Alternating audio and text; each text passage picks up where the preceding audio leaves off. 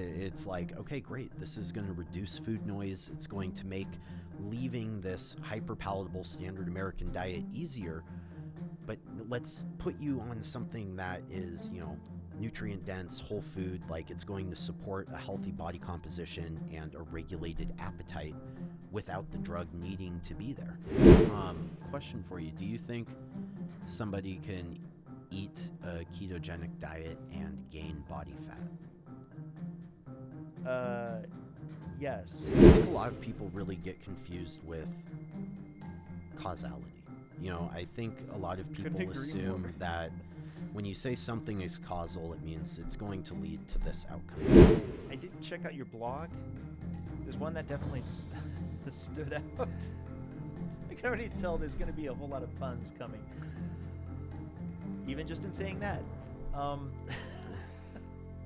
It's on semen retention. Yes.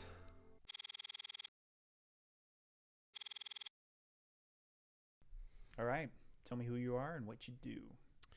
Okay, so my name is Alex Leaf, and what do? I guess I would consider myself to be a scientific communicator above all else. I professionally, and for the last decade, I've worked as a freelance researcher and a research writer, just where people come to me with health-related questions, and they're like, hey, I need an answer to this, or, hey, I need you to research the best supplements for a certain health goal because we want to make a supplement to sell.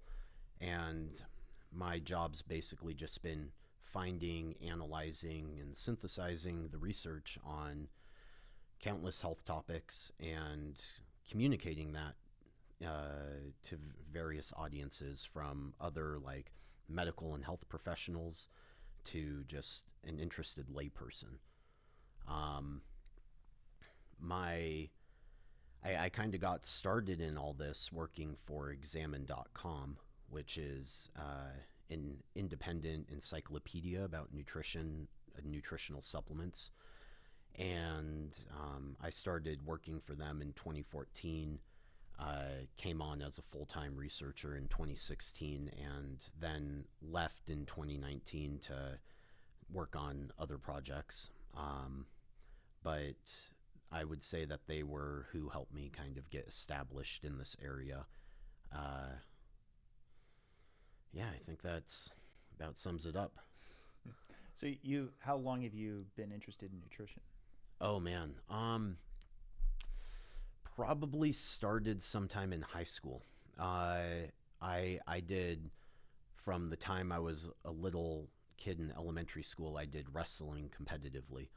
And then when I got into high school is when I started to be more concerned about my body image and my performance, and that required me to get more interested in like fitness, like weightlifting type stuff, and the nutritional component.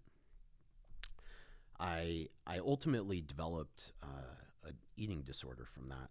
I was undiagnosed, but I had developed bulimia as a result of the wrestling. And so when I stopped wrestling in college, I tried to use nutrition to overcome that. And one of the first resources actually that got me really interested was Mark's Daily Apple. Oh yeah. Yeah. And so I kind of started on this whole journey from a very paleo perspective.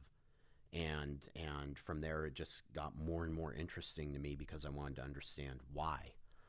It's like you have all these recommendations. Why? What's the basis for that? And that was also what ended up moving me kind of away from certain aspects of paleo, like no dairy, or I think in the original Lauren Cordain book, they were like, you can't have vinegar. And it just didn't make sense to me. And it's like, well, vinegar has all these health benefits. Like, I'm not going to not eat it just because maybe it didn't exist in our diet in evolutionary history. So yeah, I would say fitness and an eating disorder are really what got me interested in nutrition to begin with. You know, I kind of want to go back to the wrestling thing because I think I don't think it gets enough attention, frankly, that you're in this kind of scenario, especially during formative years, where you actually have, as part of the class structure, as part of how you're going to compete, part of the process is for you to cut to actually get to a lower weight so that you fit within this weight class. Yeah. And there's a lot of social motivation to do that, right? Yeah. But often bulimia is assumed to be a female disease, that it's something that kind of comes up just with women who are, overly obsessed with body image and so forth. But this is not that uncommon with wrestling, right? I don't believe it is, no. And I think just in general, these types of issues are underdiagnosed in men, mainly because men don't seek treatment.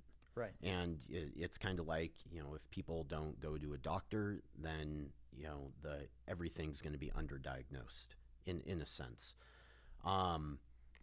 So yeah, I think eating disorders for sure.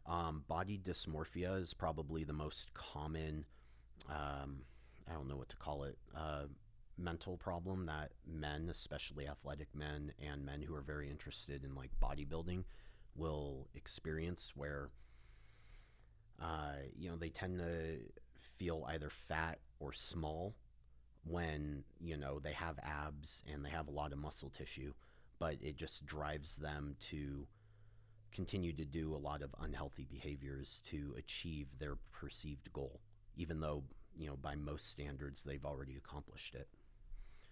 And yeah, man, I have some crazy like wrestling experiences where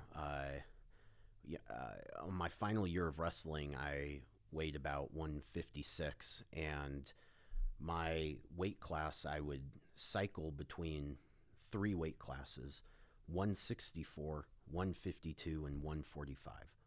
Those are all ceilings, so you have to be like 164, you have to weigh somewhere between 152 and 164. 152, you have to be between 145 and 152.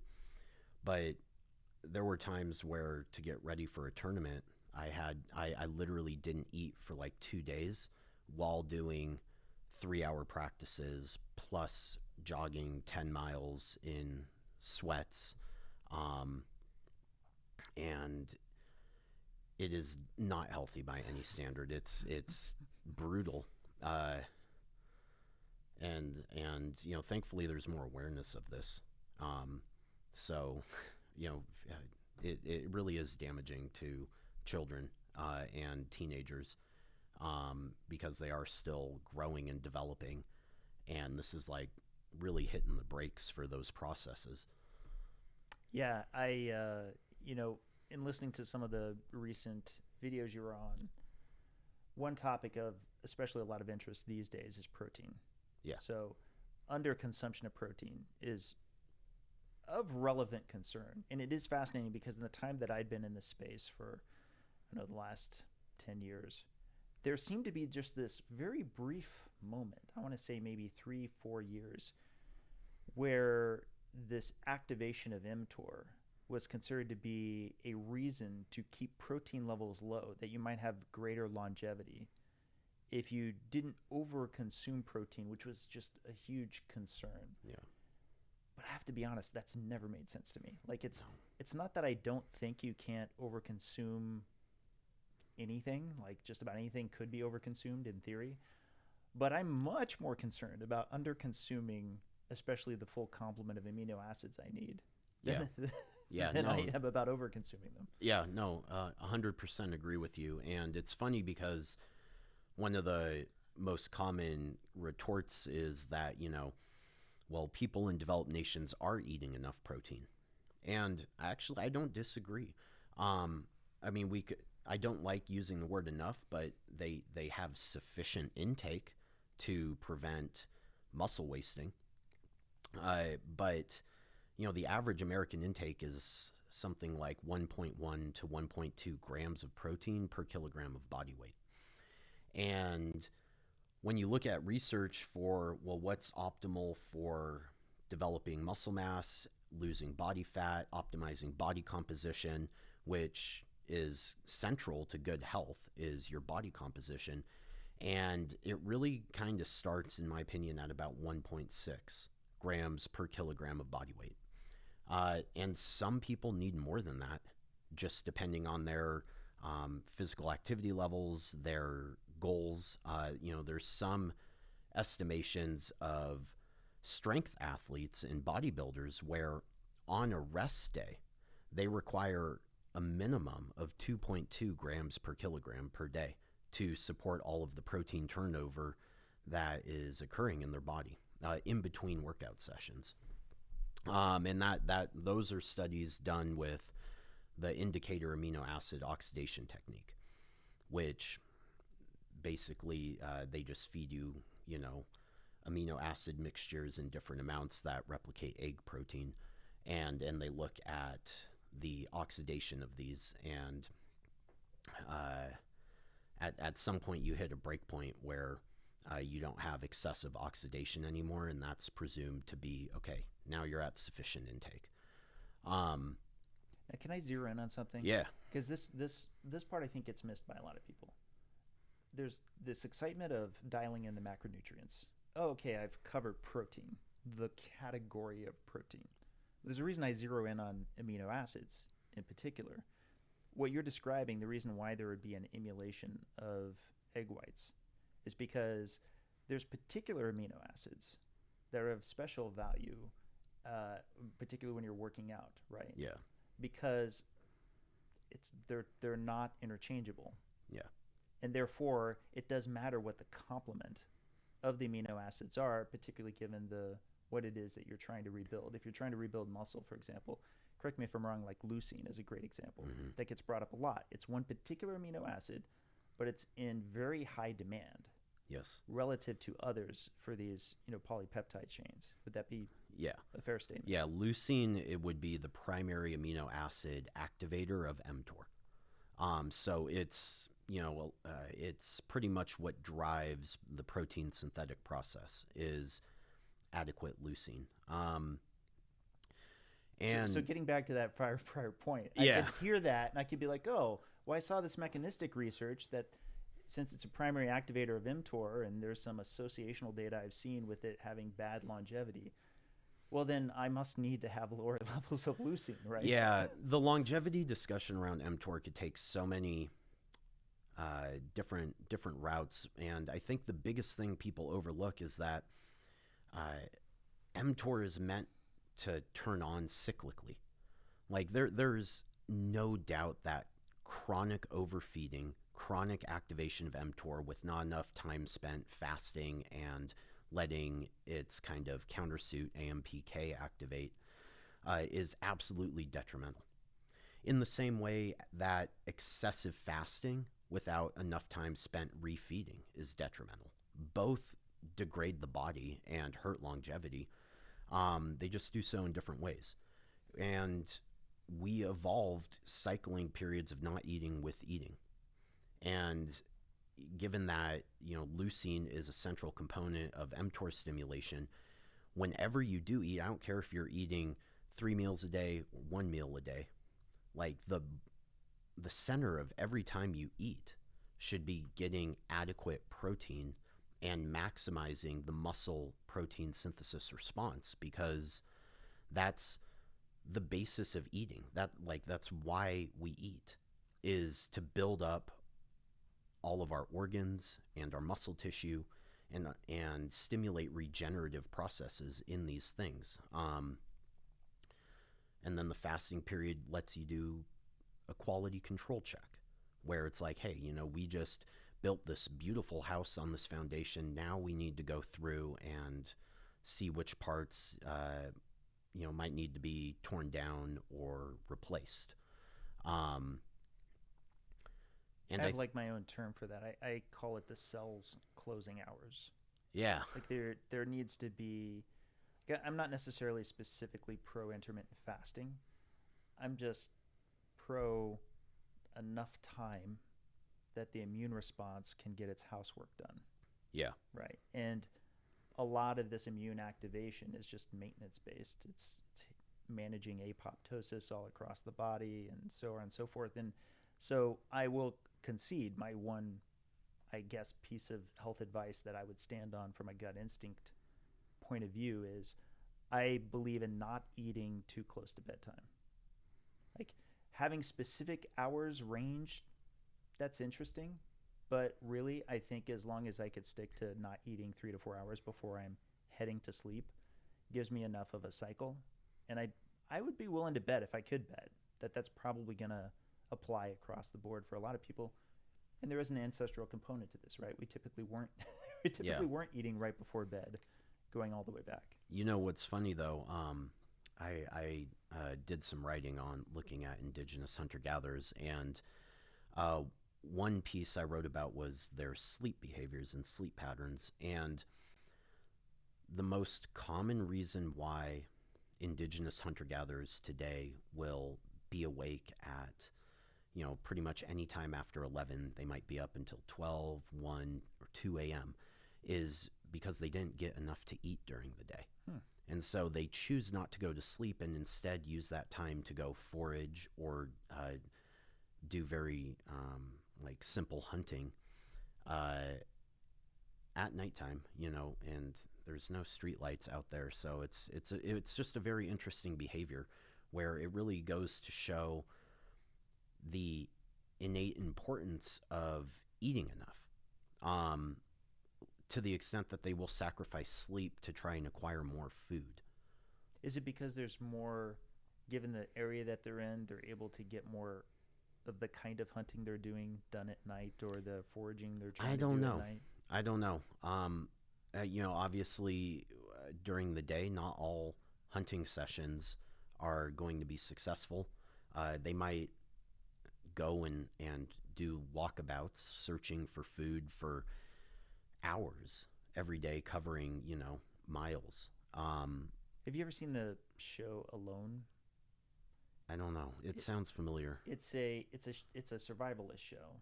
They take participants as like a contest, and it's a last longest contest where they Okay. take them out in the middle of these very brutal areas, and these are experienced survivalists. And that, like, food is huge premium. It's very difficult Yeah. for them to get food. But the reason I bring this up is, in what you're talking about, it is true that you see a lot of the participants, they get to a point. Some of them are just having such a difficult time that yes, they're hunting at all hours. And you just reminded me, there's only one that they did where they had two participants, and it usually was they knew each other, father, daughter, husband, wife, and there were these two brothers. And the two brothers ended up in a place where they actually had a decent kind of, you know, amount of food that they could get, but it required them to go out late at night when there were these, there were some kind of slugs or something that were near the shoreline, and they had to Okay. stamp them, stomp on them, and that was Okay. like the best time was in the evening. Huh. And it did make me think of that, because I kept thinking, you really, like, if you really were starving and you really were awake, you just wouldn't have much of a choice. Yeah. you Well, know? that's too. I mean, when we talk about the evolutionary argument for doing certain things, I think it's often overlooked that there's going to be a difference in what you're doing to survive, and that's what we had to do throughout all of evolution. And what you have to do to maybe accomplish more specific health goals or thrive in the modern environment. Um, like we're omnivores. Undoubtedly, we are omnivores. But throughout the millions of years of evolution, we cycled between various types of diets based on what allowed us to survive. And for a large extent of that, we hunted woolly mammoths, and we were a very much heavily fat and meat based diet. And then those animals died out, and we had to kind of transition. Now we're including more foraging, more carbohydrate. Almost every equatorial and tropical indigenous hunter gatherer tribe today consumes honey. So, we can kind of just presume that that was the case as well back then. And so now we shifted to this diet. And I bring this up because, especially in the low carb circles, I think there's a lot of focus on like, hey, we evolved eating meat. We evolved, eating high fat and being carnivore to an extent. And it's like, yeah, we did. But we also spent, hundreds of thousands of years moving away from that into these other patterns. And all that does is it shows that we can eat a lot of different diets and survive on them. I don't think there is any one single human diet or ancestral diet, especially when you start to consider geographical differences. Like, do you really think people living far north were consuming the same ancestral diet as someone living in Africa? No, I don't. But to be fair, like this was a lot of when I was hearing you talking about this on the other videos. I mean, I could speed run this with you real quick. I just genuinely don't think our ancestors were like, I'm trying to be on this kind of diet. I'm sort of watching my food. No, our ancestors were interested in food availability. Yes. I definitely think that there was a premium on meat. I think Absolutely. that there's so much evidence, the cave walls being the most obvious. As soon as we could jot down anything, as soon as we could celebrate anything, it was clear there was the celebration of the hunt. It was clear it was the first version of what could be desired. How much of that is like, clever awareness of nutrient density, I think is not that relevant to me. It clearly was an important desirability. But all of that said, were we foraging in addition to that because we couldn't get enough when we couldn't get enough? Of course. I mean, the adaptability of the human body is actually pretty amazing. Yeah. Right? Yes. Now, that said, there is this one other component that I don't think leads me to be specifically carnivore adjacent per se. But I will say it led to one of the more interesting presentations I gave, and it was at a carnivore conference. It's the first of its kind by Amber O'Hearn, who like really popularized carnivore before it got as popularized as it is now. And ironically, what I was discussing was how I was doing all these N of 1 experiments, and I wanted to do a well-planned whole food plant-based diet experiment. But the challenge I was running into was not getting all of the essential vitamins per se. It brings me back to the amino acids. I had a very difficult time finding a way to get the right complement of amino acids that met all my needs without having something like a protein shake. Yeah. And I knew if I had a protein shake, I'd probably get criticized because I was, using some version of processed food and what it came down to is, and I think that there's some validity to this, to go extra geeky for a second, you'll be comfortable with, but I'm warning anybody who's watching this now. So just take a moment. You can think of our cells as really protein factories. And the primary means by which they're making these proteins are ribosomes. And I like to call them the original biological 3D printer, right? Yeah. Basically, those amino acids are like the color cartridges. And you got 23 colors that we know we use, even though there's many more than that. But importantly, just like if I was using a color printer right now, and our branding was, say, red mainly, the red cartridge would get used up a lot. Yeah. So getting back to leucine, the leucine cartridge gets used a lot in animals. Yeah. Right? But what about plants? Plants are also making their own proteins. Their cartridge usage is different than ours. So the complement of amino acids in an animal is going to be closer to this animal. Therefore, when I eat an animal, by happenstance of our mutual priorities, we're going to have closer compositional. And to that extent, there is a compositional value. I don't want to say superiority as though it's just the end-all be-all, but does eating meat get me to that compositional, you know, let's say completeness sooner.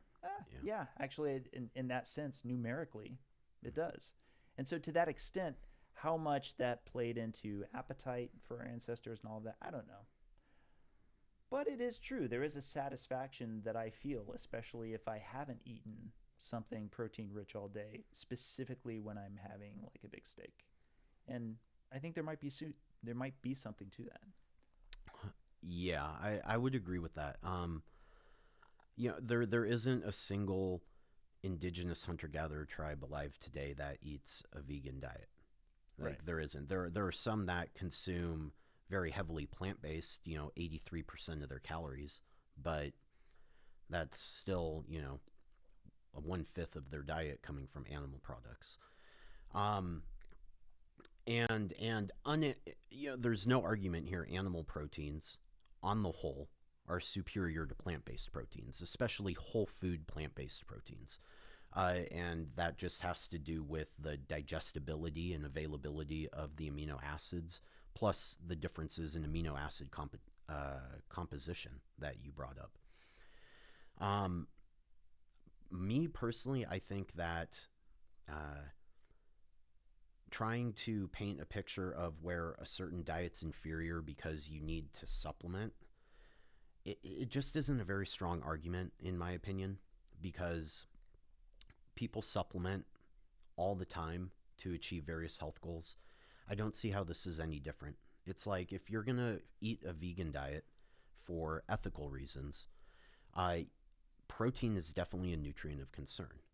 And you're going to want to probably incorporate protein powders into your diet, and focus many of your meals around more high quality plant-based proteins like tempeh or tofu. Now, those whole food ones are still inferior to animal products, but we do have the data showing that when you take a plant-based protein powder, it performs similarly to animal-based protein powders in terms of the protein quality. And that's just because all of the anti-nutrients in plants that might interfere with digestion and absorption get removed, and you're just concentrating amino acids to the extent that a lot of the deficits in whole food plants in terms of composition and the limiting amino acids become present in such higher amounts that you don't run into the same roadblocks. And in that line, if you're given between 20 and 30 grams of whey protein and comparing it to something like soy or pea or rice protein, whey is superior for stimulating protein synthesis. As soon as you get to 40 grams and higher, they equalize. And that's because the process saturates, and you can compensate for lower amino acid quality by just consuming more of the amino acids. Obviously, that means more calories. It means eating more food in general, which doesn't always work with people, but it is possible. And in my opinion, I don't see an issue of doing this if your diet is, or if you're choosing to eat a certain way to accomplish a certain goal. And we could say that the same exact thing about someone eating a low-carb diet or even a carnivore diet to control maybe a severe autoimmune condition that they have, and maybe there is something out there that they decide they do need to supplement, like, hey, I need more salt. That's me. By the way. Yeah. Like the lower carb I am, the more I need to supplement salt. And that's I actually often bring this up as a friendly heads up to my fellow low carbers. And this, by the way, this is, to be fair, I'm a little more on the outlier side. There are some carnivores I know, for example, who don't seem to need to supplement salt. Yeah. They seem to be doing fine. However, there are a number of people who are like me who, if very low carb, I just have to specifically add it myself. I'll add just my own agreement. I myself have never, even though I see the ancestral connection as being kind of a guideline of sorts. It's kind of a series of clues as to what our operating system of the human body is used to working with, right? But I myself don't. I'm not that convinced by the ancestral argument per se that we can't find substitutions, such as in the form of supplements and so forth. Yeah. So, for the reason I brought up the protein shake, for example, is if I was going to do this experiment, I'd prefer if it had as little. Basically, the issue that I was going to have is if I did it and I was like, I didn't care for it, it wasn't that good, or I had some poor results.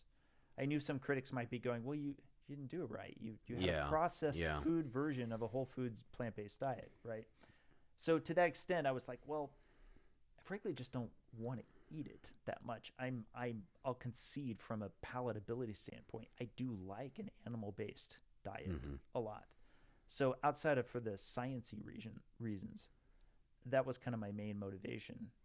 Now, for what it's worth, and I've said this many times publicly before, I'll say it again, I have friends who are metabolically healthy, who are on a plant-based diet. I've seen their blood work.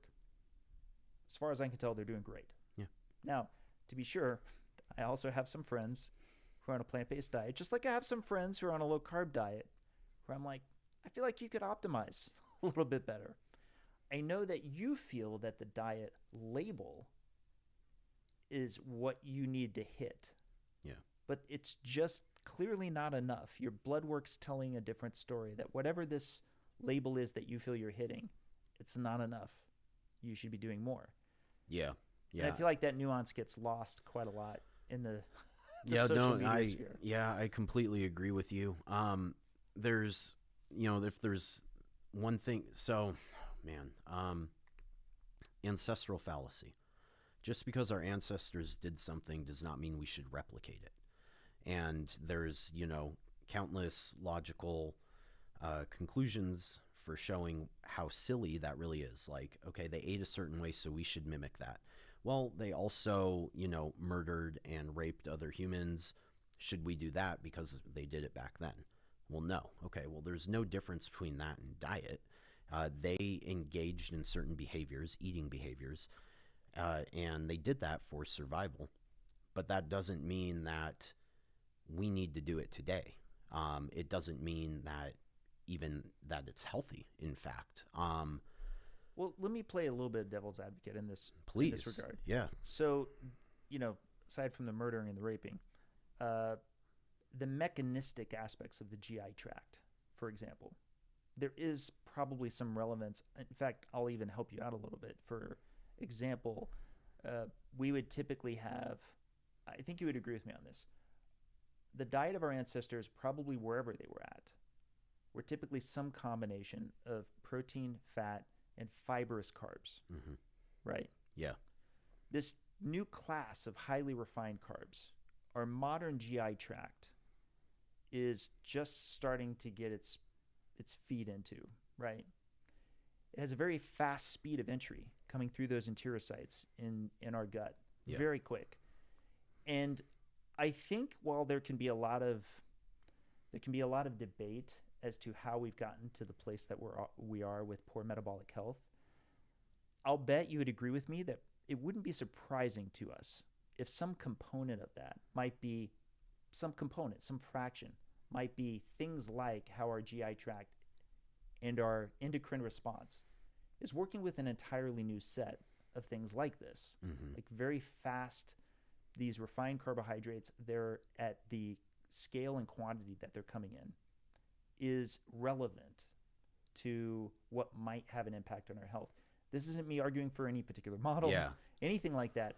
I'm just trying to identify what I think might be a good example of where quite literally physically our mechanical, means of which we process food internally is working with a whole new set of variables that it's not used to, right? Yeah, I guess I should have been more clear. I think too many people stop short of sufficiently answering the question. So they say,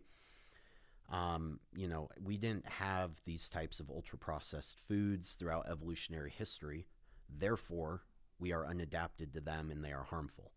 And what I would say is, well, let's not stop at evolution. Like, that can be a great starting point, saying, these, we never evolved consuming these. I wonder if that means that our bodies are going to struggle in certain ways to deal with them healthfully. And then we can take advantage of modern science and investigate those questions more rigorously and directly. So now it's like, we have data today where these ultra-processed diets are linked to a lot of poor health outcomes. And, we can say we weren't adapted to it. That is probably a leading explanation for some of the mechanisms for why these diets hurt us. But it was, the modern investigation linking them to them that allowed us to conclude with a lot more confidence that, yeah, this is harmful. And again, it goes back to the fact that just because we did something or didn't do something throughout evolutionary history doesn't necessarily mean it's good or bad for our health. It just means we didn't do it. And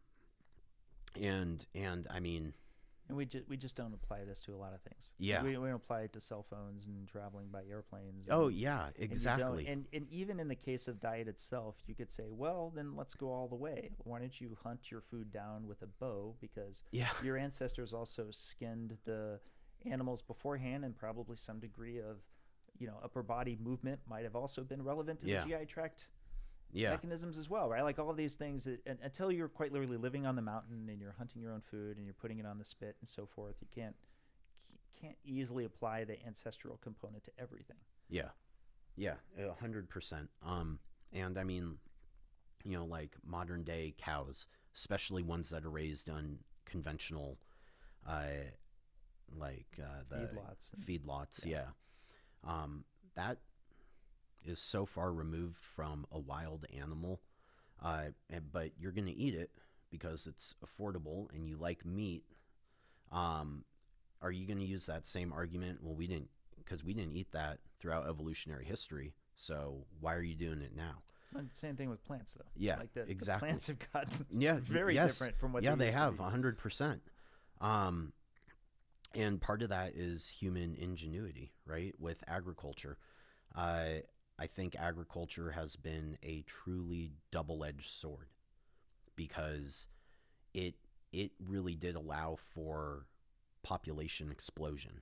Hunter-gatherers couldn't. They just couldn't do this. But having a consistent, high-calorie, easily digestible food supply from agriculture and the flowers and the grains and stuff of that nature allowed for our population to grow. And also to stay put. That was the biggest thing. Is we were a constantly moving species until agriculture. Yeah. And then you could argue that agriculture domesticated us. Yes. Yeah, I think that's a great way of putting it. And so there are clearly benefits that came from that, but there's also drawbacks. We started seeing deficiency diseases from nutrients that just didn't exist really throughout evolutionary history because our diets became much more monotonous. Even just as soon as like 200 years ago, when the U.S. was first founded, pellagra from niacin deficiency was incredibly widespread throughout the southern U.S. states because all they did was eat corn, and corn is a terrible source of niacin. That just wouldn't happen in hunter-gatherers. You need a very small amount of meat, for example, to supply an adequate amount of niacin for the day. So yeah, I think agriculture had its benefits. I think it also had its drawbacks, and I think becoming super heavily reliant on it and letting industry start to like mass produce things by taking advantage of that agriculture is something that de-evolved us in a sense. It really stopped us moving forward. And we need to kind of overcome that as a society if we want to continue surviving and thriving. That like countless people today are just sick and unhealthy. And I think a big part of that is the modern food supply. Let's open that for a second. Like, you and I are sitting here, we're in a modern world. It's amazing, the devices that we manage to mass. Would it be fair for me to say we're also just engineering our doom? We are developing food-like substances that actually are taking us toward worse health for the first time in generations. In fact, I wanted to call out something you said. You actually said it a few times in the videos that I listened to, which is that given the present demographics of how much of the existing population are metabolically unhealthy, you believe if you put like the United States population on a carnivore diet, that there'd probably be health benefits, right? Yeah, I stand by that. Yeah, and so we'll go ahead and end the podcast here. So you're a carnivore advocate. But the point you were making, I so can appreciate, which is you could put a dartboard up here with a whole bunch of fad diets, throw a dart at it. You could half-heartedly adopt one of them. And it's just that the standard American diet is so bad. Exactly. That a good 75-80% of the benefit that you're going to get is what you got away from in the standard American diet, just to have tried some other kind of diet. Yeah. You have to understand, this is why I'm not a lot of fun in this space, because almost everybody I talk to that is a nutritionist, that is got a supplement line, whatever it is, I'm the massive skeptic who says, I just don't know how much I can buy when you throw a study out and you go, here, this diet, when compared to the standard American diet, shows just how superior this diet is. Yeah. It's the best diet, right? And that's why you don't hear me that often talk about what's a better diet, because I believe our diet, I believe this diet that we've been born into watching over time get worse and worse and worse is what's resulting in this mass epidemic of poor metabolic health. Yeah, 100%. And I think a lot of people miss that point where, where the standard American diet's so bad that you could go on any other diet. You could go on carnivore, you could go on vegan, and your health will improve because you're removing all of these highly refined, ultra-processed, energy-dense foods from your diet. And a side effect of doing that is that a lot of people will end up losing body fat and potentially also gaining muscle tissue. But the loss of body fat itself is going to have systemic benefits. When you talk about taking someone who's obese and just losing 5% of their body weight, we see health improvements across the board. Even more with 10%, and it just continues from there. You're talking about the personal fat threshold. Well, I wasn't, but it kind of gets into that, right? Yeah. Where basically where somebody is, I don't know if we'd say maxed out, but they're at some kind of a threshold point. Yeah. Right. That even a seemingly small amount of, say, 5 or 10% of their body fat loss has this like dramatic effect. Yeah.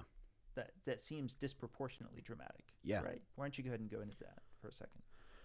Okay. So I'll first of all, I'll come out and say that this is, in my opinion, the most evidence-based and the best explanation that we currently have for the development of type 2 diabetes and the variety of metabolic problems that occur between being healthy and becoming diabetic. And it relates to this idea that we evolved going through times of nutrient abundance and nutrient scarcity. And to deal with that, we have fat tissue, subcutaneous fat tissue in particular. the fat beneath our skin that covers all of your muscles. This expands and shrinks as needed. When you gorge and you eat a lot of food, it expands, the cells expand, they store triglycerides, and then during times when you're not eating, they release those triglycerides as free fatty acids into the blood that are then able to be used by all the tissues of the body, most of the tissues of the body. But your subcutaneous fat tissue has a limit. You can't store endless amounts of fat. Some people, it seems like they might be able to. You hear the stories of like the 600 or 1,000 pound person, and they have a very, very high threshold where their body is really, really good at storing fat. But generally speaking, most people kind of have a limit, and that limit is determined by environmental and lifestyle factors. For example, your limit's higher if you're regularly active, and it's also determined by genetic factors. Like some people have a better ability to engage in hyperplasia of the fat tissue cells, meaning that they can kind of split, and now you have two cells when one gets too big, and then both of those can grow together. But when all those processes fail, you end up in a place where your fat tissue is lipid overloaded. They've become so big now that they can no longer take in energy safely. And hypertrophy. Yeah. And we have studies showing where like cellular studies showing that when you cram enough lipids into a fat cell, it will shut off its insulin receptors, which means that becoming lipid overloaded, even if they aren't inflamed, even if they are not hypoxic, simply having too much fat will cause the cell itself to withdraw its insulin receptors and say, I'm not going to take in any more energy. And so that's the basis of insulin resistance, is your fat tissues become too big and they say, I don't want any more energy. And so now insulin can't transmit its signal and put the energy from your bloodstream into your fat cells. Now, outside of a test tube, like in an actual human, there's other problems that come with this. You have hypoxia, where you can't get oxygen and nutrients to certain parts of the fat cell. They start to die off. It summons this entire immune response, and now you have inflammation of the fat cells. And this is the beginning process of metabolic dysfunction. This is where fat cells, because they are insulin resistant, they not only don't store energy, but insulin can no longer trap energy within them. So they start leaking fatty acids out into the bloodstream when they aren't supposed to. And there's a whole thing with the Randall cycle where fatty acids and glucose compete and kind of shut off each other's processes. And so your body doesn't want that. It doesn't want all those fatty acids floating around the bloodstream. That's bad news. And so it does emergency storage. And it starts to shuttle those fatty acids away in your organ tissue, your liver, your pancreas, even your skeletal muscle. And importantly, tissue's not designed to store fat. Yes, exactly. And we call this ectopic fat, which means fat where it shouldn't be. The liver and abdomen area is also called visceral fat.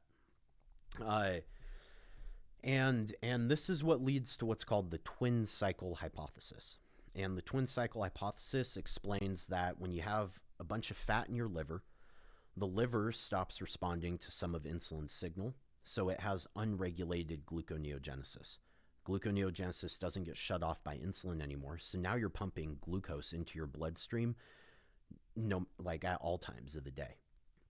And this stimulates your pancreas to then secrete more insulin. So this is where you start to see this increased blood glucose, and this is where you start to see fasting insulin rise. Where fasting glucose hasn't risen yet, it's because your fasting insulin is rising to keep this down here, because super high glucose is harmful. Your pancreas is picking up the slack. Exactly. It's detecting it needs to secrete more and more insulin to keep the glucose low enough. Yes. Right. Yep. But that doesn't last forever. Yeah, and that's when you start to see fasting glucose rise. And you see it right as insulin goes down. Why? Because the cells that secreted, the beta cells on the pancreas, are burning out, or they're becoming inflamed. There's some debate there, but one thing's for sure. The secretion of the insulin from pancreas as a late stage of diabetes is starting to go down, and now the dysregulation is going up. So that's why increased glucose, which it sounds like we're in a total agreement of, is a late stage result that brings about type 2 diabetes. Yes. And so the personal fat threshold idea was coined by a man named Roy Taylor, and he really spearheaded a lot of the research on this. But if all the steps we described, where your fat tissue becomes overloaded, it causes fat storage in your organs, which causes those organs to become dysfunctional. And this is, the final phenotype, the apex of all of that is type 2 diabetes. Well, he said, what if we lose body fat? Can we reverse it? And he conducted a series of studies, counterpoint, counterbalance, the direct trial. And most recently, I can't remember what it was called, but it was in normal weight people. So people who weren't overweight, but they still had type 2 diabetes. And across the board, he showed that that losing body fat reversed diabetes. And their diabetes stayed gone even when they reintroduced carbohydrates into the diet, so long as they didn't regain body fat. And the only people who this didn't benefit were people who had had diabetes for so long, they did have pancreatic damage. And in this case, it was simply because they're not producing their insulin. They're kind of like have a pseudo type 1 diabetes. And so they're going to have blood glucose problems when they eat carbohydrates again because their pancreas is failing them. And so, there's hands down, losing body fat is the number one thing you can do to improve your metabolic health. It directly addresses the fundamental drivers of insulin resistance and diabetes. And it doesn't matter how you lose that body fat. If you eat keto, if you eat high carbohydrate, it doesn't matter. The end result's the same, because it's excessive body fat that drives like this domino effect that leads the body to become metabolically unhealthy.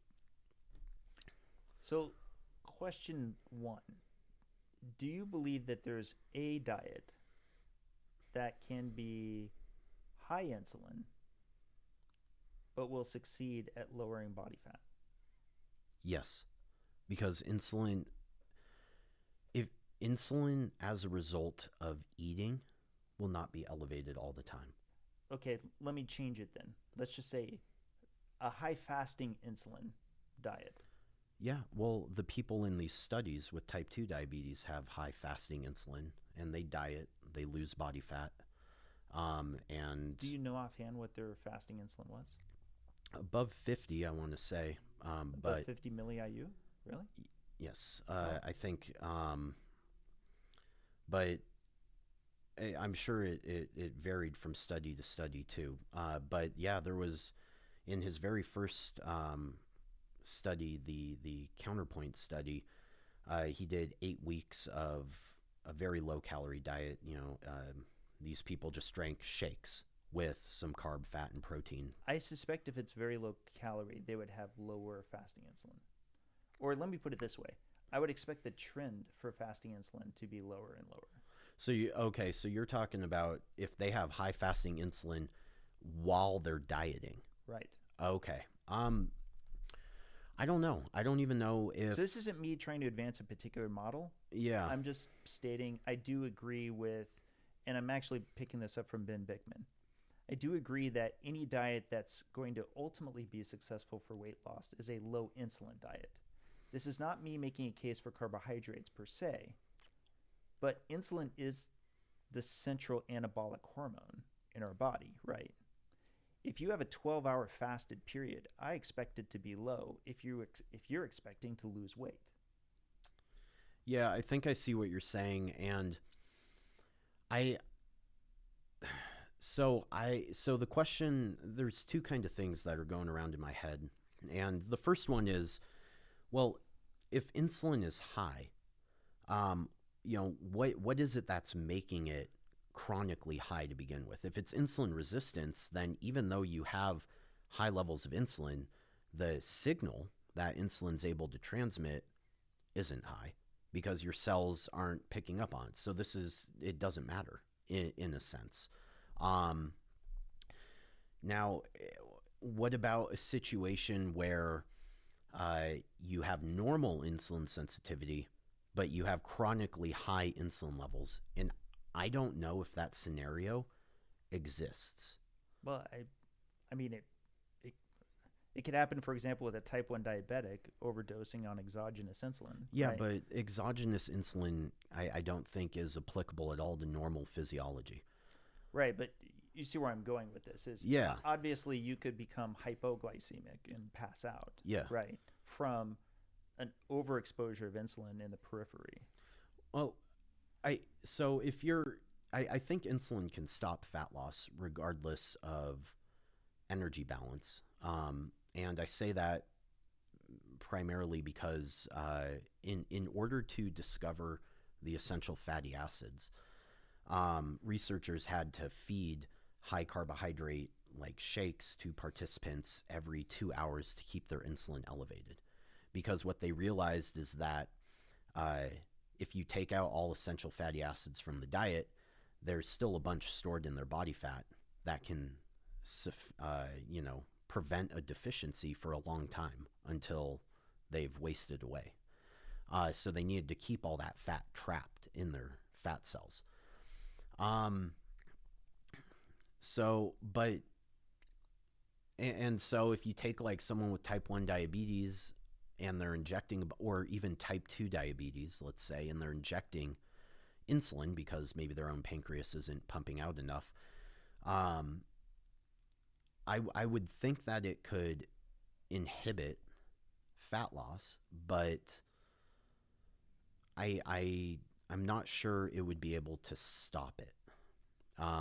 And I would actually be really interested in seeing a study on this because I think it's a good question. Like I said, I would at least stick by the trend. It may be true that there is a level of insulin resistance during the process of fat loss for which it would be higher than what we would expect in a metabolically healthy population. Totally agree on that. But I do believe that you need to get fasted insulin lower.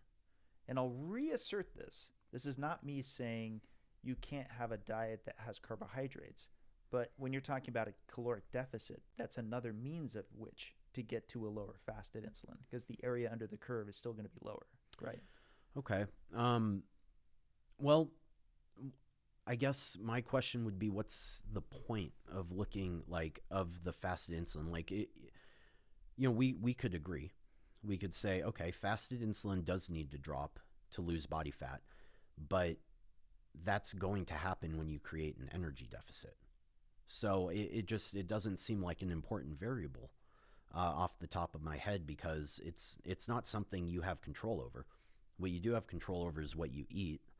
And if you eat any diet that puts you in an energy deficit and it drops fasting insulin, then it just kind of goes back to the main point where you need to diet and lose body fat, even if part of that effect is mediated by the fasting insulin going down from the energy deficit. I definitely think you have control over insulin area under the curve. I think that you could be on a low-carb diet and ultimately end up with lower net insulin levels. Yes. This is not to say that you can't overconsume on a low-carb diet. I think you can, by the way, right? But to get us to that place where we might actually have a disagreement, because we have plenty of overlap here, right?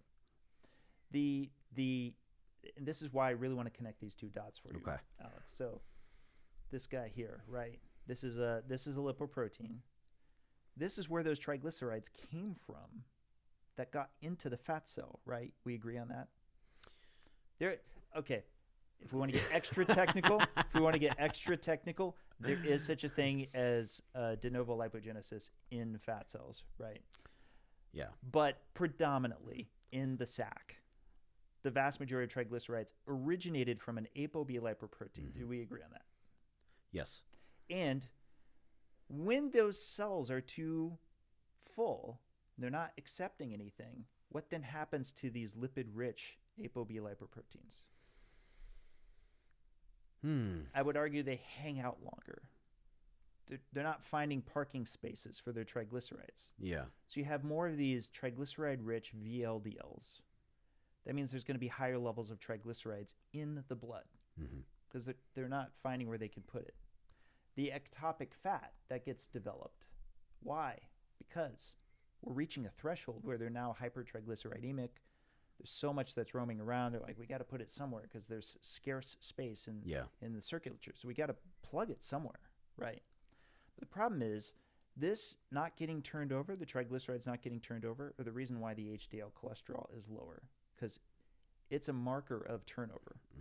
That's why lean mass hyperresponders have ridiculously high HDL, I would argue, because their turnover of triglycerides off of ApoB lipoproteins is so rapid that it bumps up the HDL cholesterol because the HDL particle species is higher. Now, the reason this is so important is because lean mass hyperresponders are both metabolically healthy and run relatively at lower fasting insulin levels. But here's where it gets interesting. They have a high quantity of free fatty acids in their area under the curve. So at any point in time, and I can show this with my own blood work, I actually have a lot of NEFAs, non-esterified fatty acids, that are circulating at any given time. And my triglycerides are higher relatively following meal times because the insulin is not putting them away as quickly. It's more acting on the glucose than it is on the fat. But you have a scenario that you don't normally see in the literature, which is the triglycerides will be low when I'm fasting, but yet my free fatty acids will be higher. Yeah. And that gets back to the Randall cycle. So the Randall cycle you were describing has to do with how glucose is competing with fat within the cell. Yeah. Right? And if there's more free fatty acids inside the cell's not dumb. It goes, oh, well, we're more fat adapted. I guess there's a greater abundance of fat. Let's spare out the glucose and leave it there for the obligate cells like red blood cells, like erythrocytes. Right? I think if you're in a scenario where you have a lot of fuel in your bloodstream, that's a huge sign right there. And especially if it's triglycerides. Getting back to the personal fat threshold, I agree. If you have high triglycerides and low HDL, it's probably going to precede full-blown type 2 diabetes. And you should pay close attention to that. Yeah. Right? Yes. But that's why all of this comes full circle. What I love about this is, Alex, what you're describing to me is one dot over here and this other dot, and you said this offline before we started. You're comfortable saying I don't know when it comes to lipids for the things we may be getting into. But I want to connect these two dots for you as to why you want to care so much about seeing these ApoB lipoproteins when they're getting processed properly. Because if they're succeeding, if it's a success cycle of putting those triglycerides away, of course, I want to see how much those adipocytes, those fat cells, when they're healthy, and showcasing that in the lipid profile does not associate with a higher level of atherosclerosis, with plaque development in the arteries. Right. Yeah. So, I mean, I like the research question. And, you know, a big thing that I say frequently, and I'm pretty sure in our recent Twitter discussion, I might have said it to you too, but heart disease and atherosclerosis is multifactorial. There's a lot of different things that contribute to its development and progression. And so your research question is interesting because you're saying if all of these other risk factors are very low, and so you only have, you know, a high elevation of just one risk factor in a sea of low risk factors, which would be the elevated ApoB. Are you at risk? Or are you at, or rather, what is the extent of your risk relative to other populations with different metabolic and lipid profiles? I think it's a great question. And, you know, I have no idea. I don't think anyone does. I don't think anyone's done kind of what you're doing. Now, there are a handful of studies that get close to what you're doing. You know, there's one in particular where they looked at people with what they considered optimal cardiometabolic risk factor scores, where they had, you know, normal blood glucose, total cholesterol had to be below like 200 or something. I think it's outside of the range of parameters that you're looking at in the lean mass hyperresponders, but it's probably the closest thing to being healthy that we have outside of what you're investigating. And if I'm not mistaken, you're referring to PISA? P-E-S-A? I think I am, yeah. Yeah. But in this subgroup, they then took LDL and they were like, how does LDL relate in people that have optimal, in their opinion, optimal risk factor stuff? How does LDL relate to atherosclerosis? And there was a clear linear increase as LDL rose above 60, with greater and more severe atherosclerosis. Now, I had interesting discussions around this, and, you know, there are parameters that weren't assessed, like insulin, or the extent of insulin resistance that these people could have had despite like having normal blood glucose, for example. We know insulin resistance develops before blood glucose changes. And so they could have had other metabolic issues going on, and maybe it was those metabolic issues that tracked with the increasing LDL. So it might not have been the LDL per se, but it could have been a metabolic dysfunction that mediated an increase in LDL. I don't know what the answer is. Let me suggest something, just hypothetical. Yeah. Let's say that you were talking to the authors right now, and they said, yeah, but we adjusted for that. So we corrected for it using statistical instruments. Would that be good enough for you?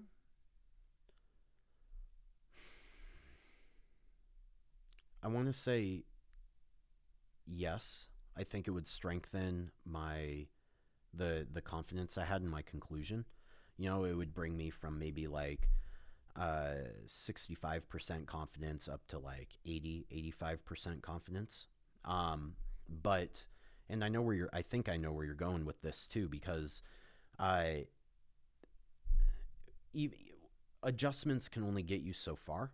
And there's also this issue of grouping a bunch of different people into one group, where some are worse off than the others.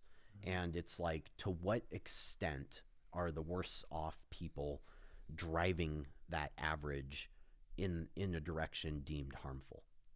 And so, you know, that I think that's why you linked to something where you requested paper meeting these criteria, but it was, you wanted every participant to be within these boundaries that you'd set up. Mm-hmm. And that's what you're doing with your lean mass hyperresponder study, is every participant is within these boundaries, because it reduces the likelihood that certain individuals on the ends of this average are driving it in a direction, and it may not be representative of what's actually happening. Oh, yeah. Let me set the table for it, because I think we're sort of talking two different things. I think what you're referring to is, we kind of had a Twitter discussion that came back to a challenge that I had from like 7 years ago. Yes. Yeah. So let's go all the way back to 2018. Literally one of the first things that I did to just gut check whether or not this was getting studied was that I put out this respectful challenge. I try to genuinely, I try to keep things as respectful as I can. And I had some, cutesy text and so forth, but I said, send me your best study against the triad being not just high LDL cholesterol, but also high HDL cholesterol, low triglycerides. That associates with the high risk of cardiovascular disease, right? And specifically, I gave the cut points of an HDL cholesterol of 50 or higher, triglycerides of 100 or lower, right? And I 6 months later from that date, I turned it into an actual, contest of sorts. I had to be careful about the way I phrased it because I guess there's laws and whatever. But a finder's fee. If you could find me this study, and I originally, I think I made the bounty like $300, and then eventually I made it $1,000. Just anybody who could find something that categorically found people who had high HDL, low triglycerides, and I gave kind of those cut points, at least 50 and above, 100 and below. Then, yeah, if it was just even above average cardiovascular disease risk, then that would meet the reward, right? Yeah. And what you were referring to just now was there were some people who came forward and they said, well, I don't have it categorically, but I have averages.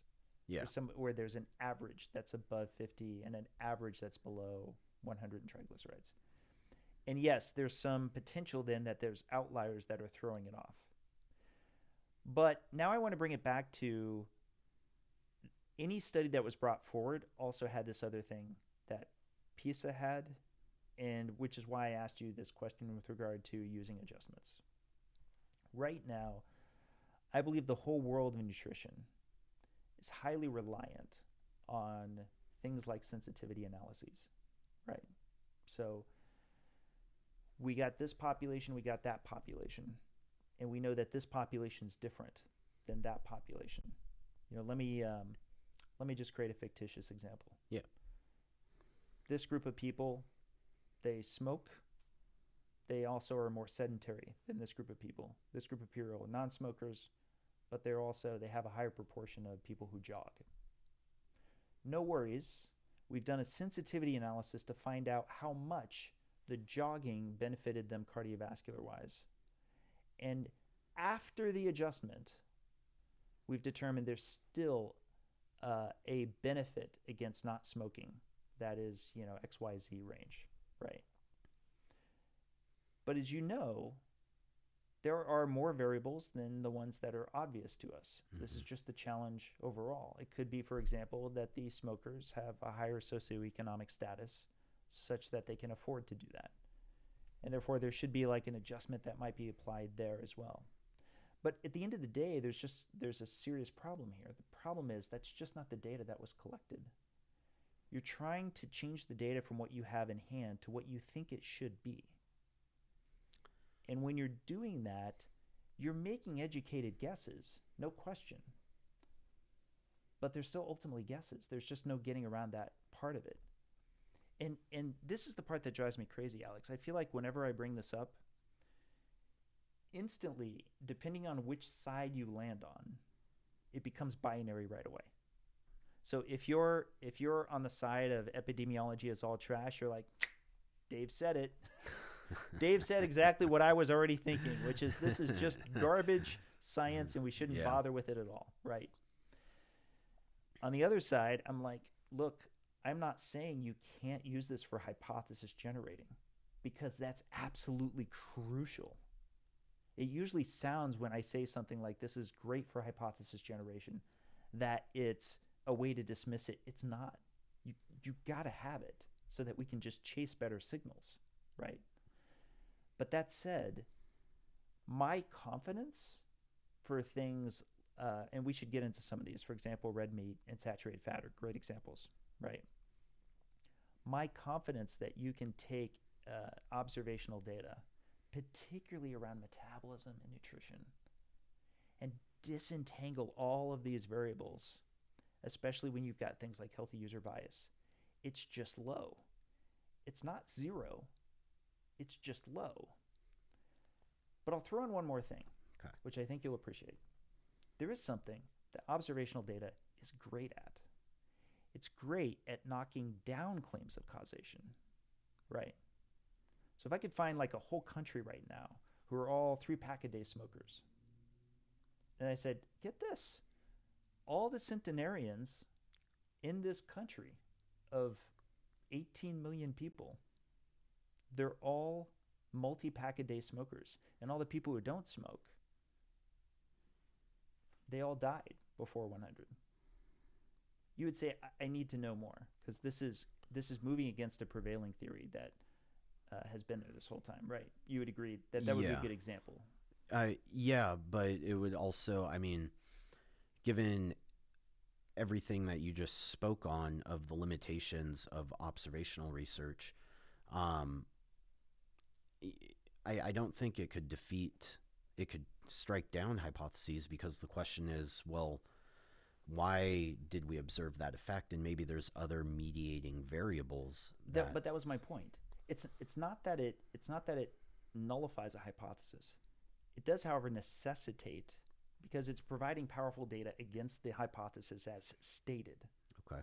But it does necessitate at least updating the hypothesis to incorporate the new information. Okay. Right?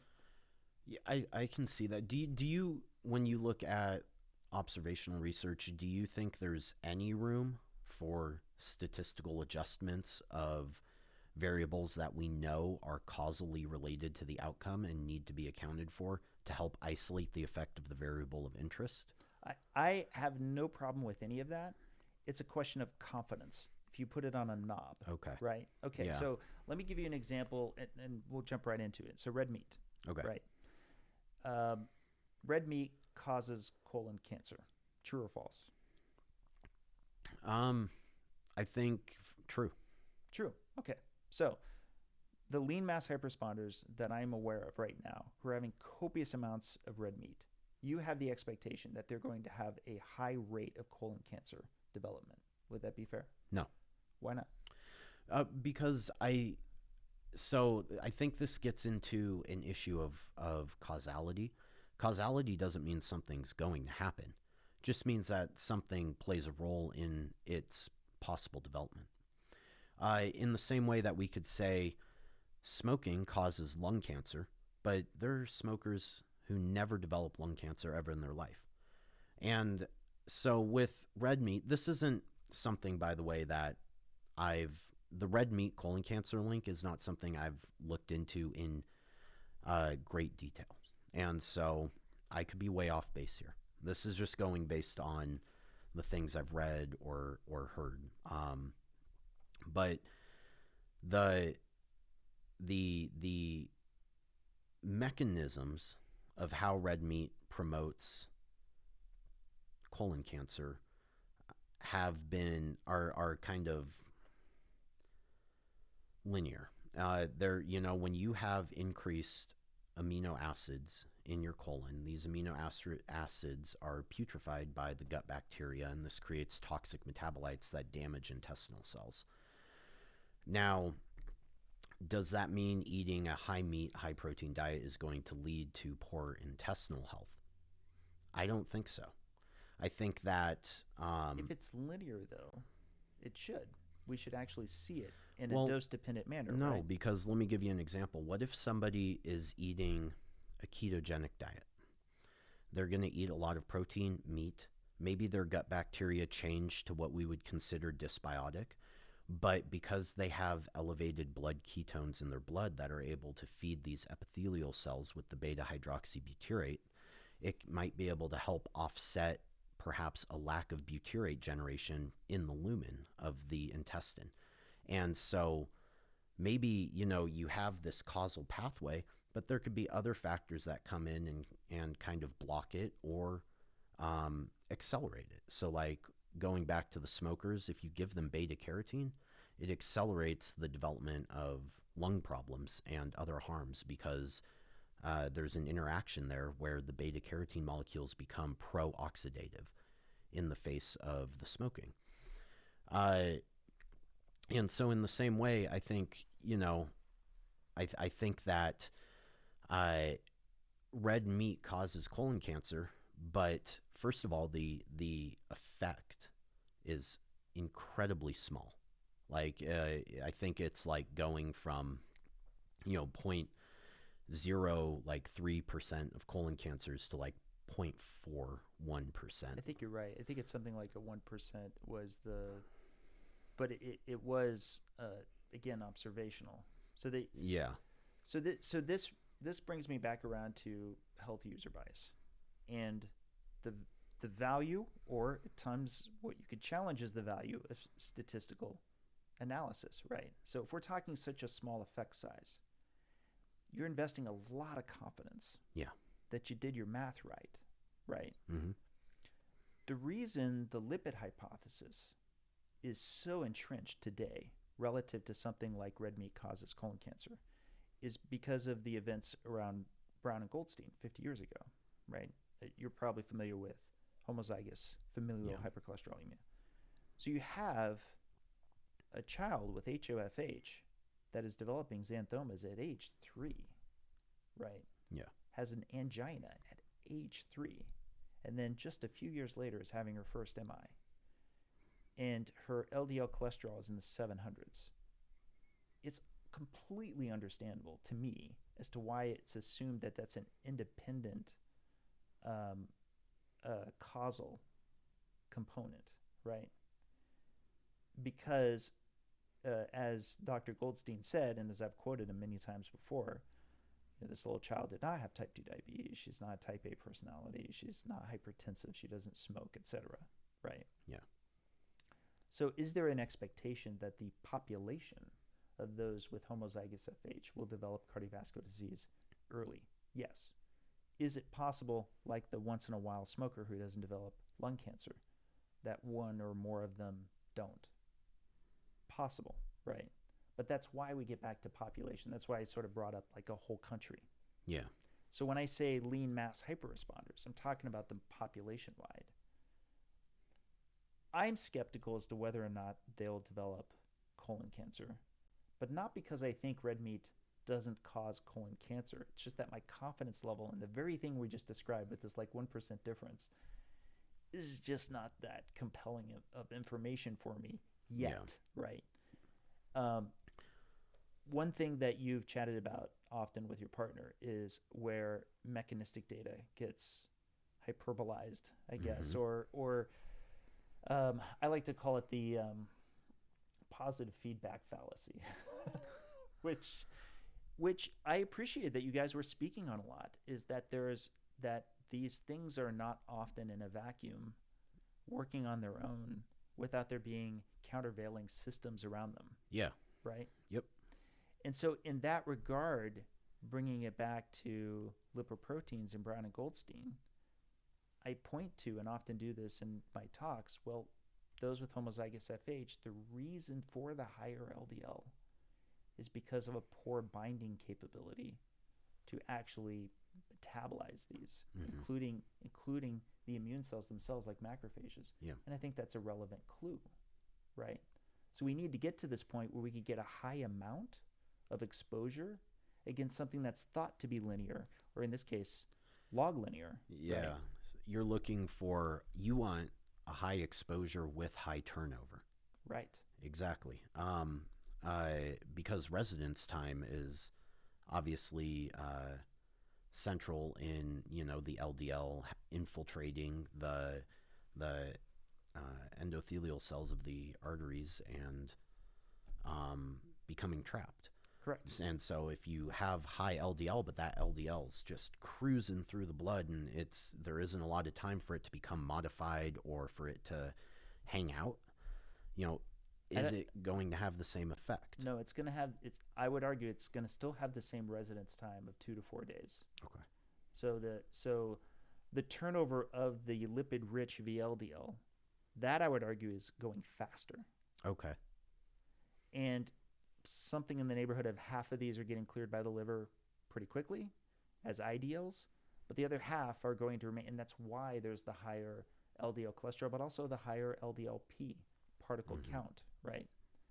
Now, the modification is an interesting discussion, but I would argue that much of the modification that you tend to see is also multifactorial. Okay, so fun times with lipids and antioxidants, for example, right? You're probably familiar with alpha tocopherol, Yep. right? Okay. Being a nutritionist, I'm sure you know, coming from the outside, you know that it's actually carried on board lipoproteins, right? What a lot of people don't realize is that it's thought to be a defense mechanism for the lipoprotein itself, but it protrudes that monolayer. It actually is an antioxidant that extends out. So I've argued, and I still long believe, that it's part of the host defense. That quite literally lipoproteins, including LDL, with alpha tocopherol on them, with this controlled antioxidant, is meant to be proactive towards coming into contact with other reactive oxygen species in circulation to help turn them into non-reactive products. Yeah. Right. No, I think that's completely true. And like vitamin E requirements, when you're trying to figure out, well, how much should people be eating, are directly linked to the amount of polyunsaturated fatty acids consumed in the diet. Because the vitamin E likes to follow the PUFAs around since they're highly susceptible to oxidation. And we see that in lipoproteins too, where lipoproteins are far more oxidized and dysfunctional when they have low amounts of vitamin E and other antioxidant molecules. Astaxanthin is another one that accumulates in lipoproteins, and that's something you get from, like salmon or shellfish, like shrimp and that type of thing. Crustaceans, I meant. But those molecules sit there in the in the lipid membrane and keep these molecules from becoming damaged and dysfunctional, help prevent them from binding to proteoglycans on the endothelial wall, and in my opinion are central to are a central mechanism around the causality of LDL and its involvement in atherosclerosis. I think too I think a lot of people really get confused with causality. I think a lot of people assume that when you say something is causal, it means it's going to lead to this outcome.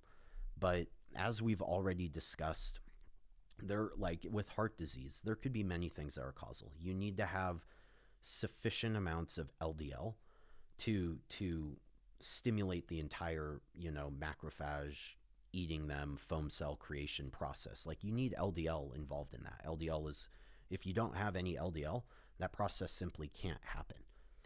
Can we drill into that for a second? Yeah, please. Like I have yet to come across a population that does not develop atherosclerosis. I know it's been long thought that people, for example, who have PCSK9 loss of function are, practically immune. Mm-hmm. But if you look at the data, they do still develop it. They develop it at less rates, but they still develop it.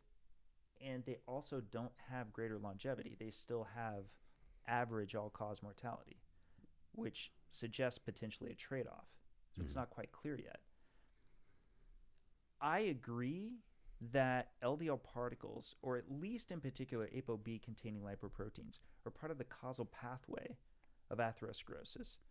But the key place where we might disagree with regard to how much we know to be sure of is how much they stimulate the process of atherosclerosis. So to kind of steelman sort of a new emerging position is over here you've got it drives it. It stimulates it. There's an injurious stimuli. Over here you've got what I call the multiplier hypothesis. It's never called something, but this is what I call it, which is it's an accelerant. So maybe there's a site of inflammation that happens over here, and because there's such a wide availability and concentration of ApoB lipoproteins, it's like wood. Yeah. And inflammation is the fire, right? And I think that one is a little more plausible, but I still have more to say on that. You're still more over here, though, on the mind of it's the concentration drives atherosclerosis, all else being equal, right? Yeah. So here's another way of putting it. clone me and my clone goes on lipid-lowering therapy, you would say it's more likely I develop earlier plaque formation than my clone if my clone is on lipid-lowering therapy. Would that be a fair statement? Yeah, I think that would be fair. I do, one of the things I do appreciate about you is you're very nuanced.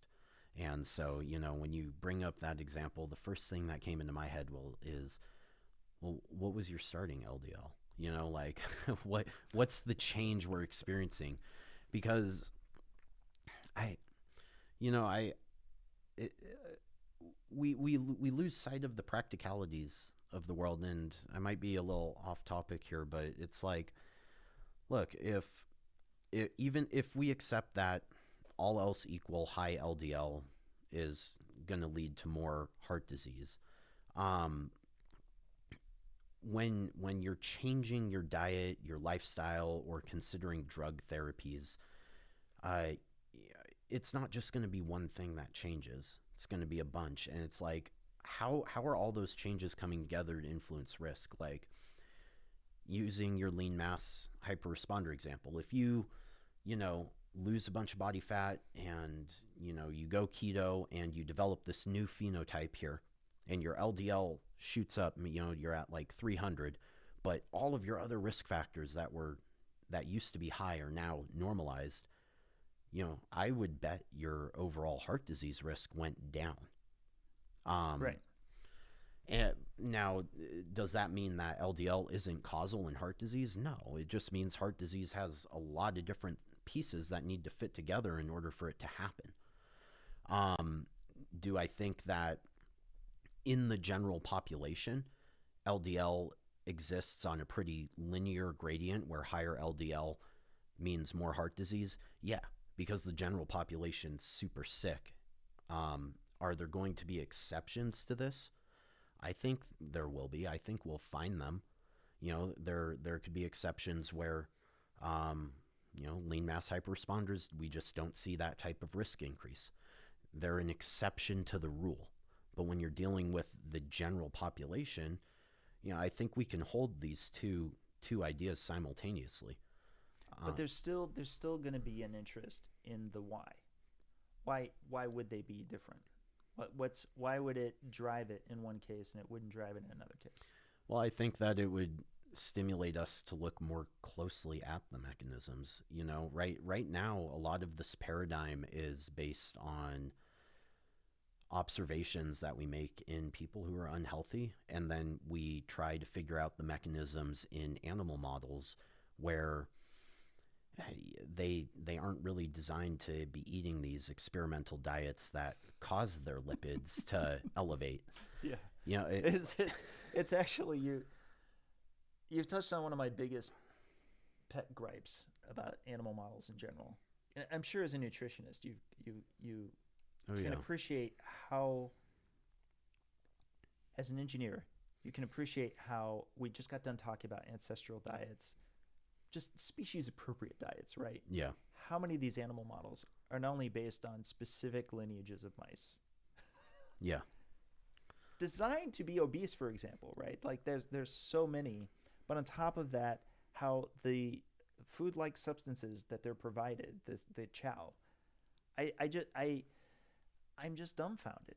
Well, even beyond the food, humans, like we got to where we are because we're so adaptable. A lot of these animals are not. Completely true. Even if they're eating, the same foods they're used to, if you swap those macros and give them more of one and less of the other, their bodies aren't adapted to that either. Yeah, the rabbits having high consumption of dietary cholesterol, that was 100% of a valid complaint. Yeah. I try not to police behavior on the low carb community. I think that there's plenty of places where they've gotten pushback that I think is valid. One place that I believe everybody should just concede right up front was the development of plaque by rabbits back then, especially when it was replicated shortly afterwards with dogs and rodents. Not seeing the same impact, I think was very relevant. So anyway, I didn't want to tangent off, but to your point with regard to animal models, I think it's a very serious problem. honestly, that we don't put more effort into at least trying to understand what's the baseline for the species and trying to have true wild type versions of each of the species Yeah. before coming to these mechanistic conclusions so easily.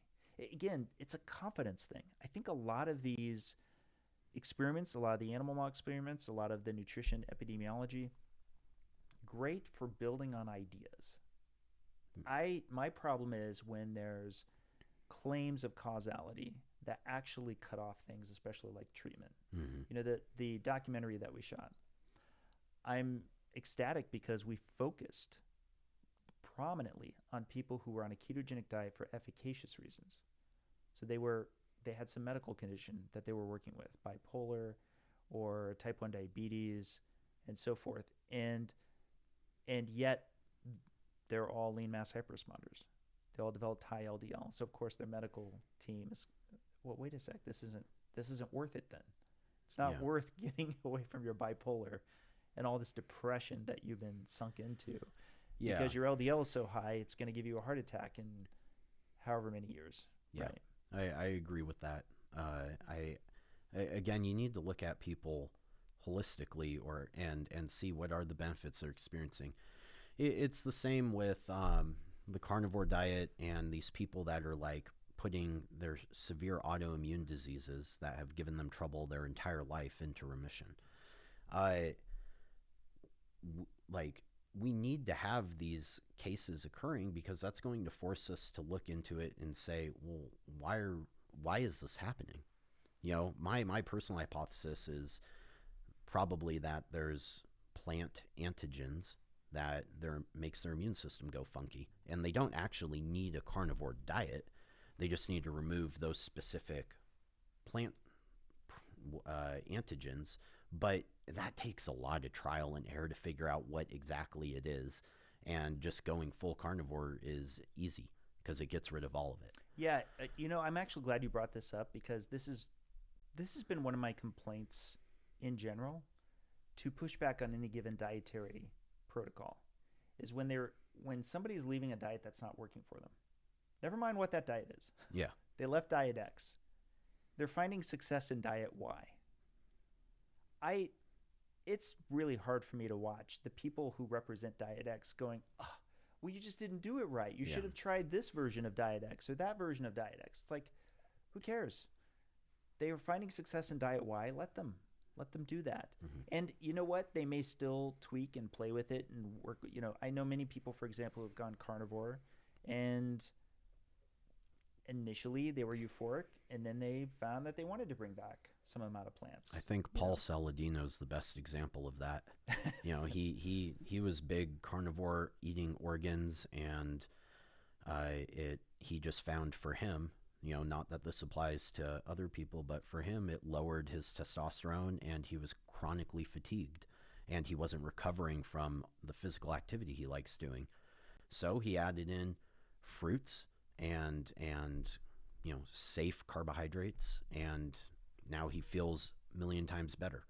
I think honey was one of them, right? Yeah, I think so. But it's like it just all comes back to this thing of why would you expect every single human on the planet to respond in an identical way to a certain diet? Like, especially when there's all of these different, you know, polymorphisms that we've been discovering that influence cellular metabolism, nutrient handling, and then, you know, countless that we haven't yet discovered that could be mediating these effects. Like, right.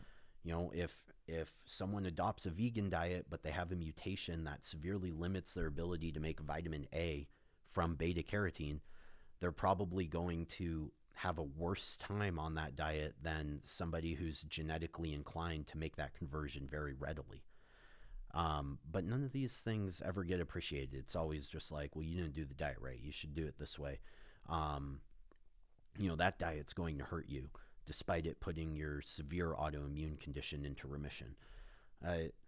It's become very ideologic.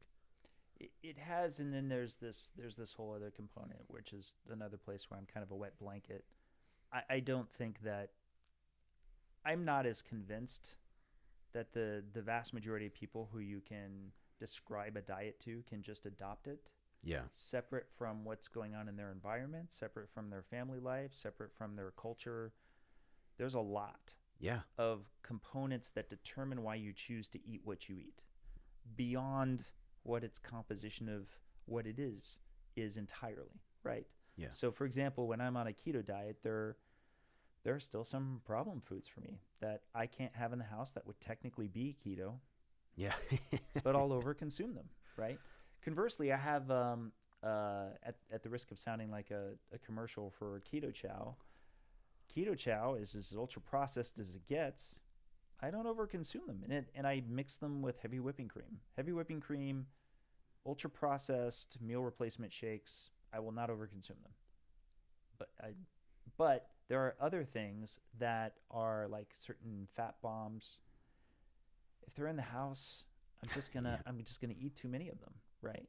So it's not enough for it to just be about dialing in the right numbers. There's more to it than that. Yeah. That's funny. Question for you: do you think somebody can eat a ketogenic diet and gain body fat? Yes. Now I'm gonna qualify it. Okay. So I mentioned a low insulin diet. Yeah. Right. So I'm gonna use a family member. I'm not gonna say who they are, but I'm just gonna say there's a family member I have who I've been working very closely with, and they will say that they're keto at any given moment in time.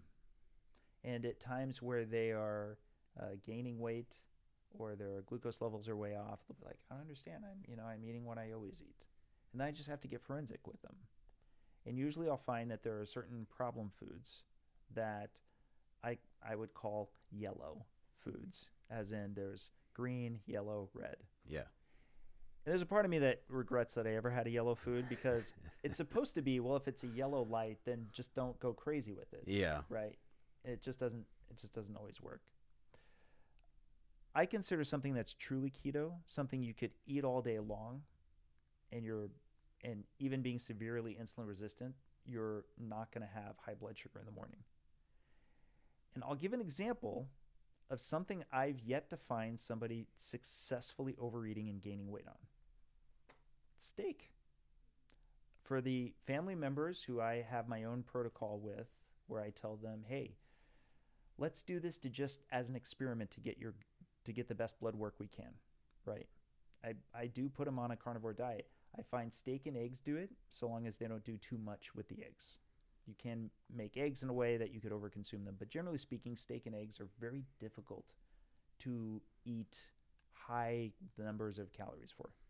That's what I find. Do you find that they don't gain weight or body fat because they simply are eating a normal or a low amount of energy from that food, or are you seeing them eat a lot of that food and they just aren't putting on body fat?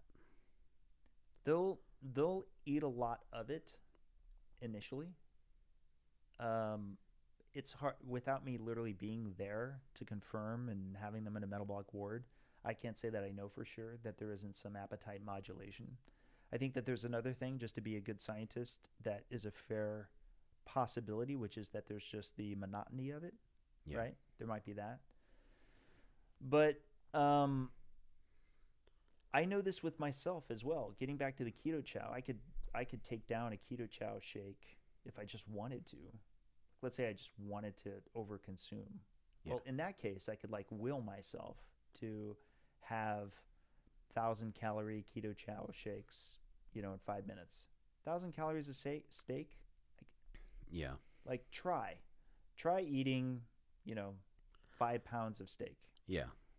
If you're not already an athlete or somebody who's just your body is literally just trying to, even then, it's just difficult. It's difficult to consume that much. Now, I'll go a step further, bring it back to the plant-based side. It's very difficult for me to overconsume iceberg lettuce. Yeah. Right? It's a whole lot of, I like to call it crispy water. But, Yeah, I'm going to fill up a lot. I won't be that satisfied compared to steak, but pretty unlikely I would overconsume lettuce. Right. Well, one of the reasons I asked is I want to say it was 2017. I published a paper on how macronutrients affect overeating. And so I reviewed the literature because there was a huge obsession with weight loss in the literature. You know, what diets do lead to the most weight loss? It's sustainable, like all of that. Comparatively, there's been virtually no research looking at how do different diets impact fat gain when you overeat. And so what I did is I conducted a review of that research to figure out kind of what the answer is. Now, obviously, there's no overfeeding ketogenic diet, which is disappointing. And I would love to see that where That there's not a study in which correct, that's been yeah, done. Yeah. where I would love to see that where they take two groups. You know, one is and they match protein and they match energy, and both groups are overfeeding, but one is pure keto and the other is more like balanced intake. Um, but there is research, several studies that have been published by Jose Antonio, showing that when you take like, and they were all conducted in resistance training people, but when you take these people and you feed them 800 more calories per day purely from whey protein shakes on top of their normal diet, and you follow them for 8 weeks, they don't gain any body fat, confirmed by DEXA.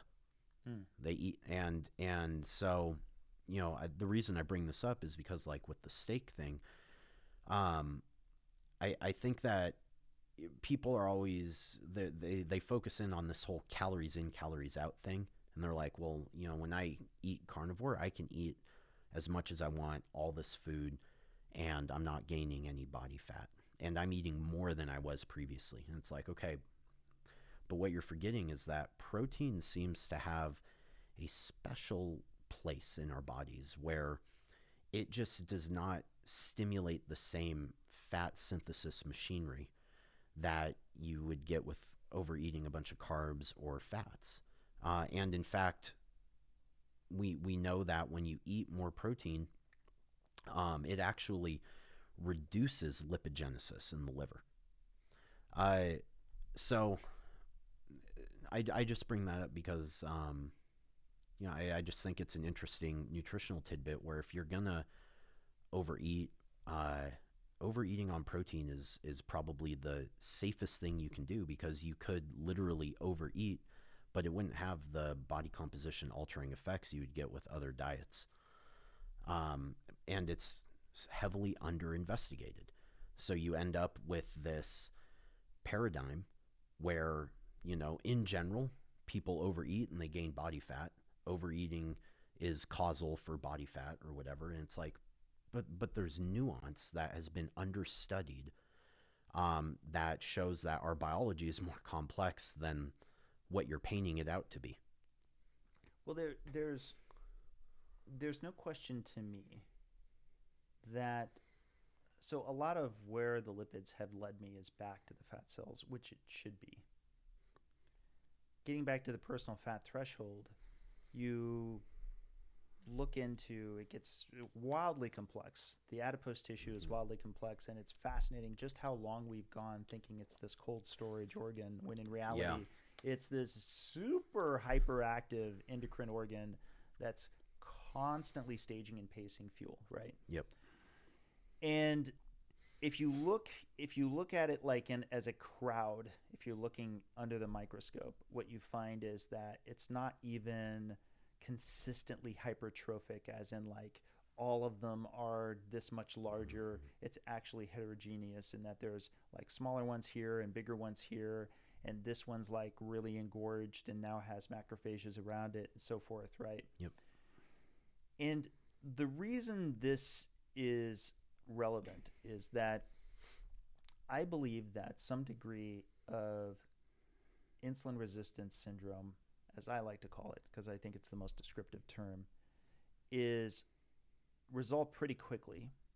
Some amount of it is persistent, and that we don't have a lot of understanding yet how much of it comes back especially to that subcutaneous, as well as visceral fat, heterogeneity of those adipocytes. Mm-hmm.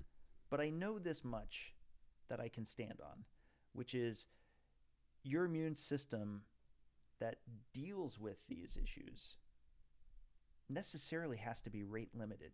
There's a backlog. There's only so fast it can go and remodel your whole body. Yeah. Right?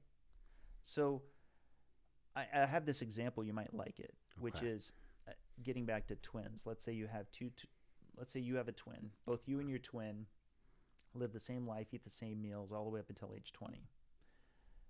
Your twin continues being metabolically healthy, living the same life you would have, but you go off on another track. You're over consuming food. You become alcoholic. You just develop intense metabolic syndrome. And 30 years later, when you're both 50, you go, I need to correct my behavior. And you sync back with your twin for 3 years. You've lost a lot of weight. You even get to the same weight that you were as your twin, right? You're eating the same meals. You're lifting the same weights. Are you now identically the same metabolically? No, I would say no. I would assume the same.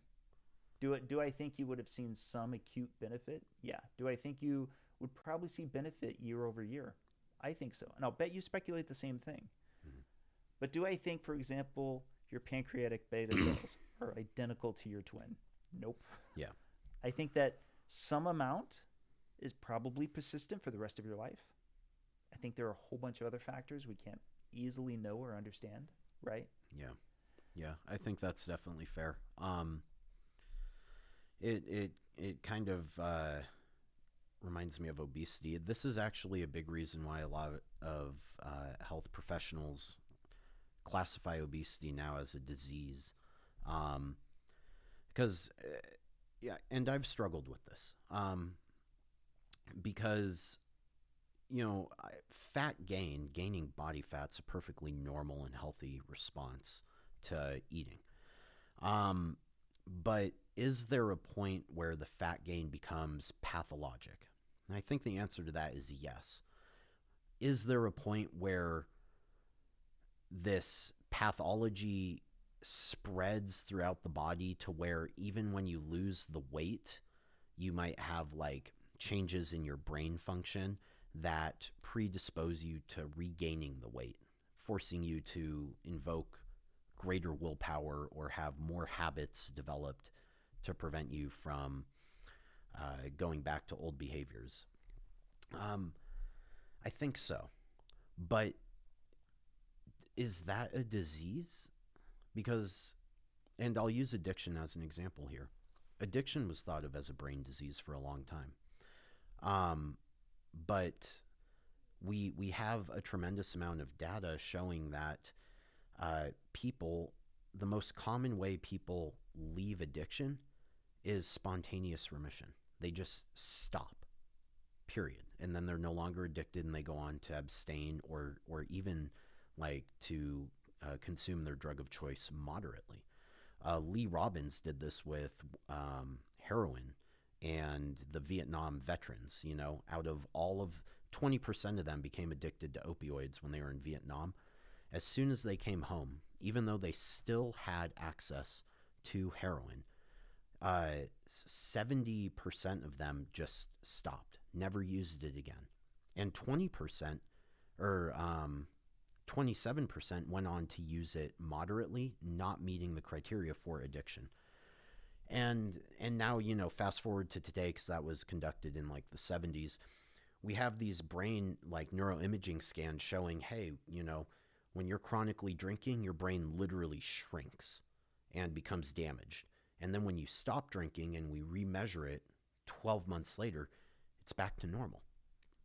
And so I think there's this neuroplastic aspect of the brain that people overlook where, these changes aren't necessarily a disease or a pathology. They're expected changes because the brain is developing new habits and new ways of dealing with the information and your behaviors. And then when you change those behaviors, your brain readjusts and it gets set into new habits.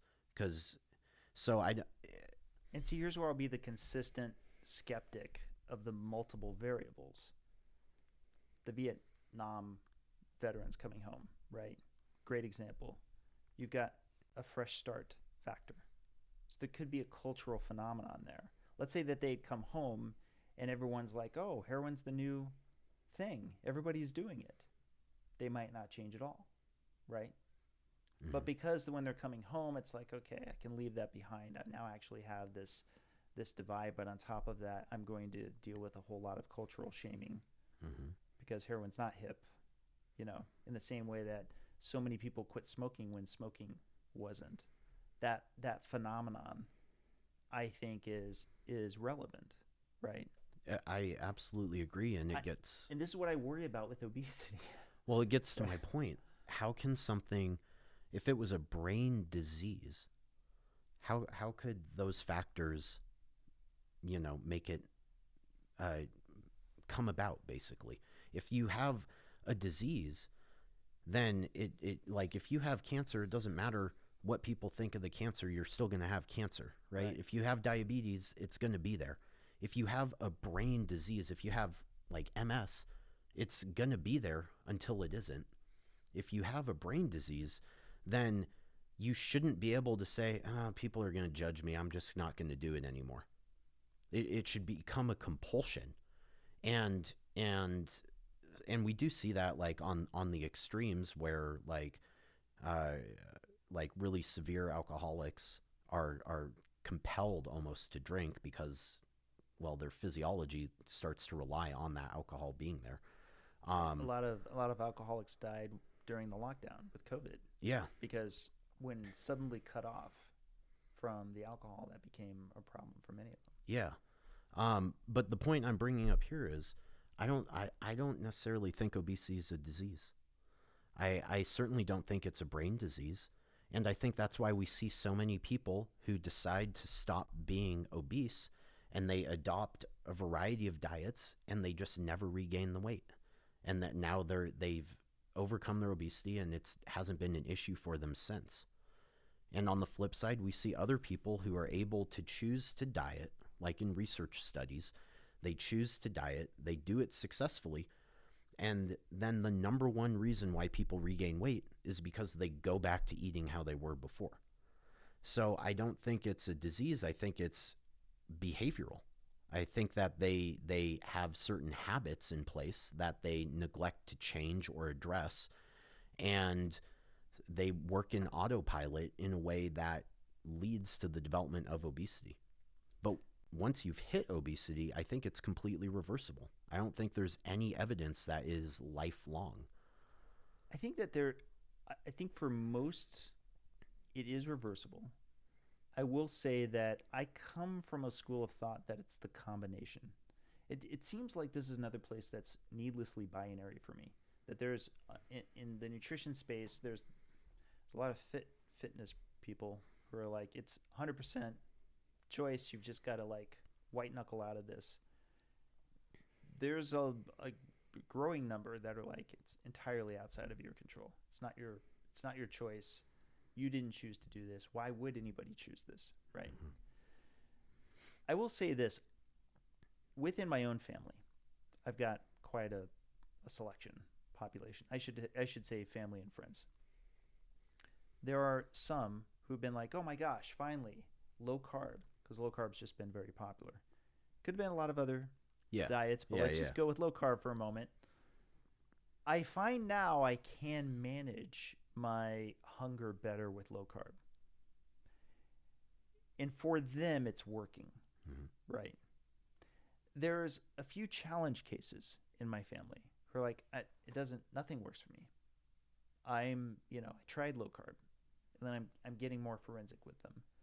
But they're the people I think of a lot when I think of,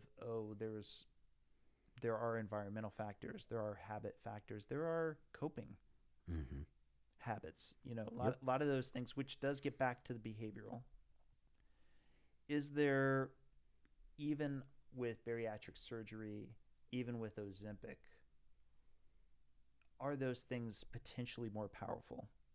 I think they can be for some, right? But is there another class of people for which same thing, same tools, a certain diet or a certain medication or a certain surgery jump starts it for them, they get on the right track, or maybe they even still need combination therapy after the fact? Yes. Do I think you can take a pill that doesn't need you to make any further decisions to improve your metabolic health? I'm skeptical that you can eat whatever you want when what you've eaten has brought you to the worst possible place, and that you will not need to make any difficult choices past that point. Yeah. I think it's a combination. I think that there is something about getting, and I walk into this territory carefully, the hormonal milieu in the right place. I'm not saying, metabolic reset or anything like that, but do I think, do I have challenge cases in my family for which they're both hyperinsulinemic and yet also hungry all the freaking time? Yes. And you probably know what that looks like, right?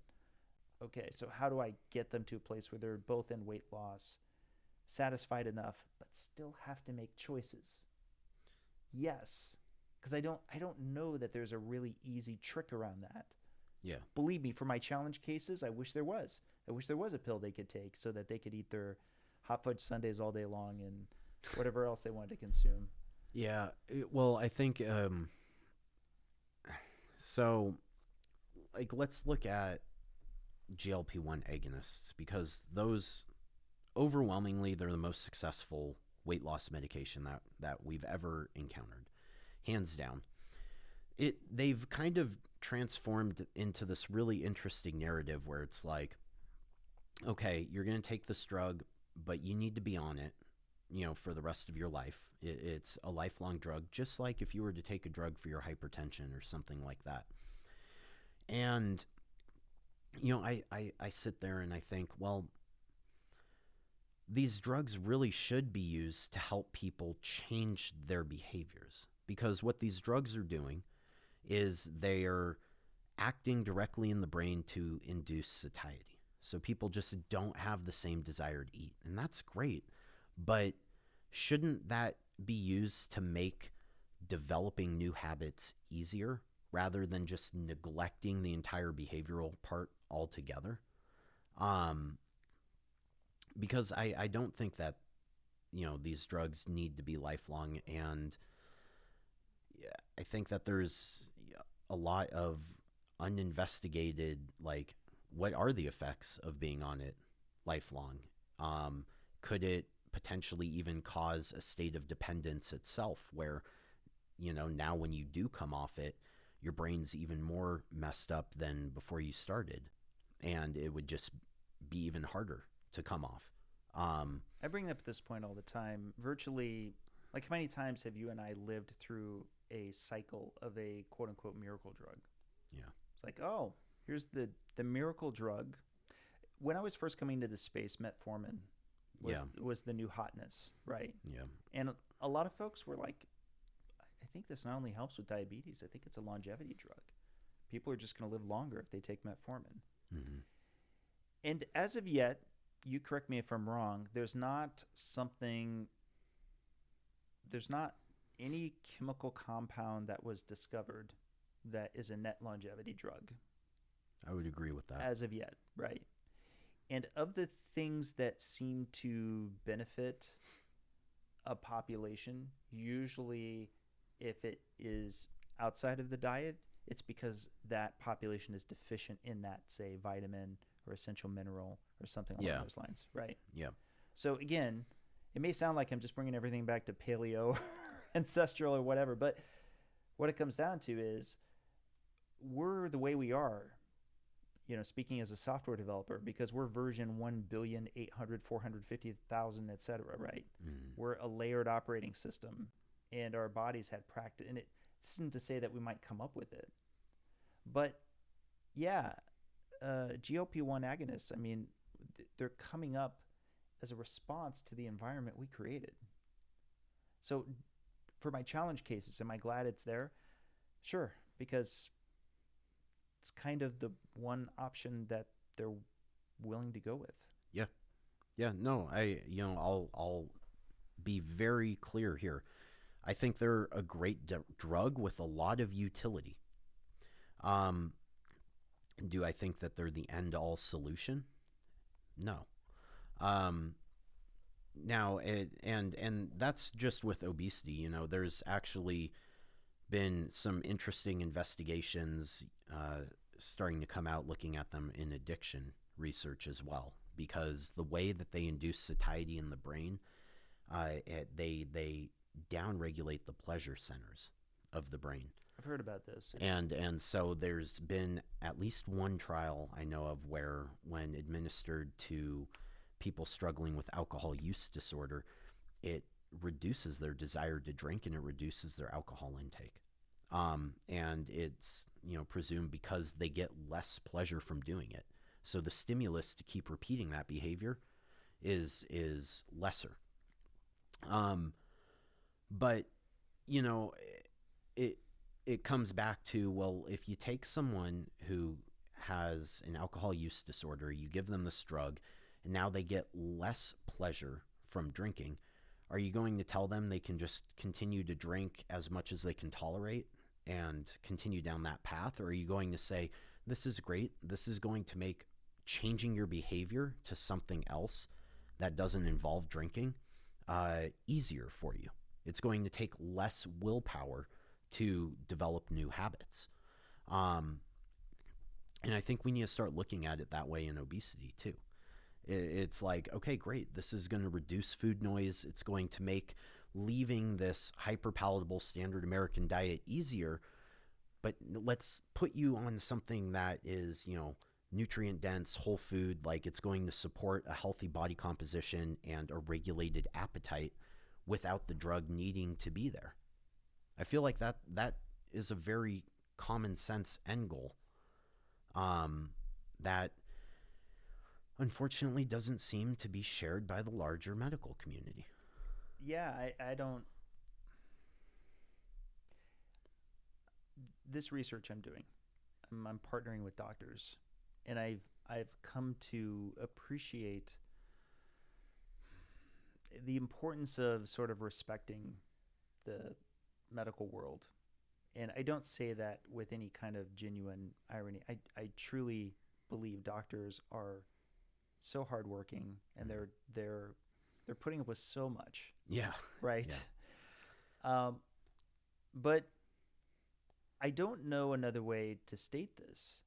I do feel as though there's been such a shift in a couple generations away from health-related gains that don't have to do with medication and surgery. It seems as if everything's getting more and more focused on specifically medication and surgery. And I remember this conversation even before I was into this space with my grandfather. He was complaining about how his young doctor, and by young it was somebody in their 40s, was so different than his prior doctor. His prior doctor was his age. It was actually a classmate, right? Oh. And came with the bag over, and would check him out and would constantly lecture him on how he needs to be getting outside more. He needs to be getting more sunlight and fresh air, and he should be walking a bit more, right? Yeah. And his doctor was healthy as an ox. He was the Yeah. he was the pinnacle of what he was describing, right? And the thing I remember so distinctly to this day is he said, he would not prescribe. His doctor would not prescribe anything without him squealing in pain. It would have to be something so severe, and then his doctor would try to get him off it as fast as possible, whatever it was. And that led him into saying, well, my new doctor just seems to want to fill my pill box, And again, I want to say this with the humility that I should, that without question, pharma, as much as it gets a bad rap on podcasts like these, pharma saved lives. There's so many things that we can be so appreciative of that has, breakthroughs that we couldn't even imagine. Yeah. No, I agree completely. And, anyone listening who kind of has a chip on their shoulder about the pharmaceutical industry, keep in mind that they're the ones who are also producing all the drugs that save your life in emergency medicine. And cases where you're not dealing with a chronic disease, you're dealing with an acute life-threatening illness or condition.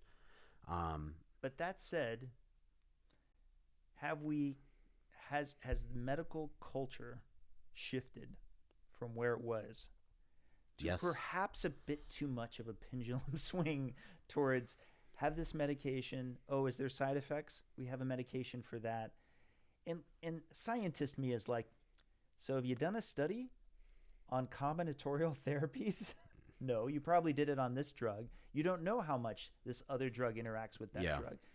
You're always giving the benefit of the doubt to these cocktail things that come together that we just genuinely don't know. Yeah. There shouldn't be anything wrong with me as a family member, with me as a patient saying, okay, but I don't know. I don't know how much combining all these things together, because there isn't any actual data on it. And it should be okay for me to say, hey, you're wanting me to try this drug, but the trial is only this long. Mm-hmm. But it sounds like you're comfortable with me being on it for the next 20 years. Yeah.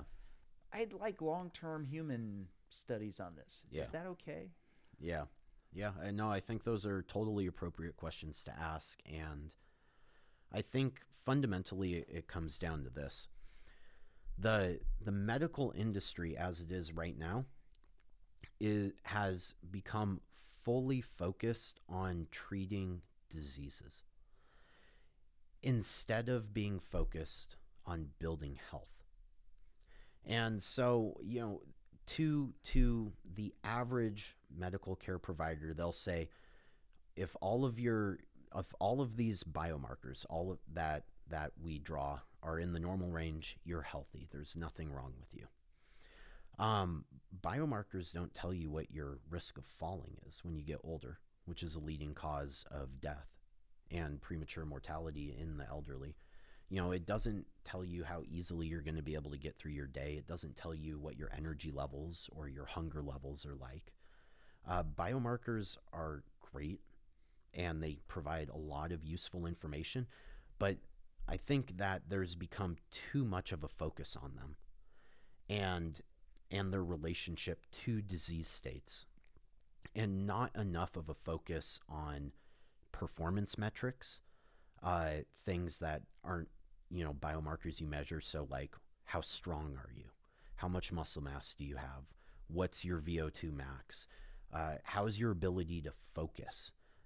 What's your creative abilities like? Can you think clearly or do you have brain fog? These are all things that signal how your body is operating, that aren't picked up in like conventional lab tests. And they aren't related to diseases necessarily because they exist in a positive dimension of health.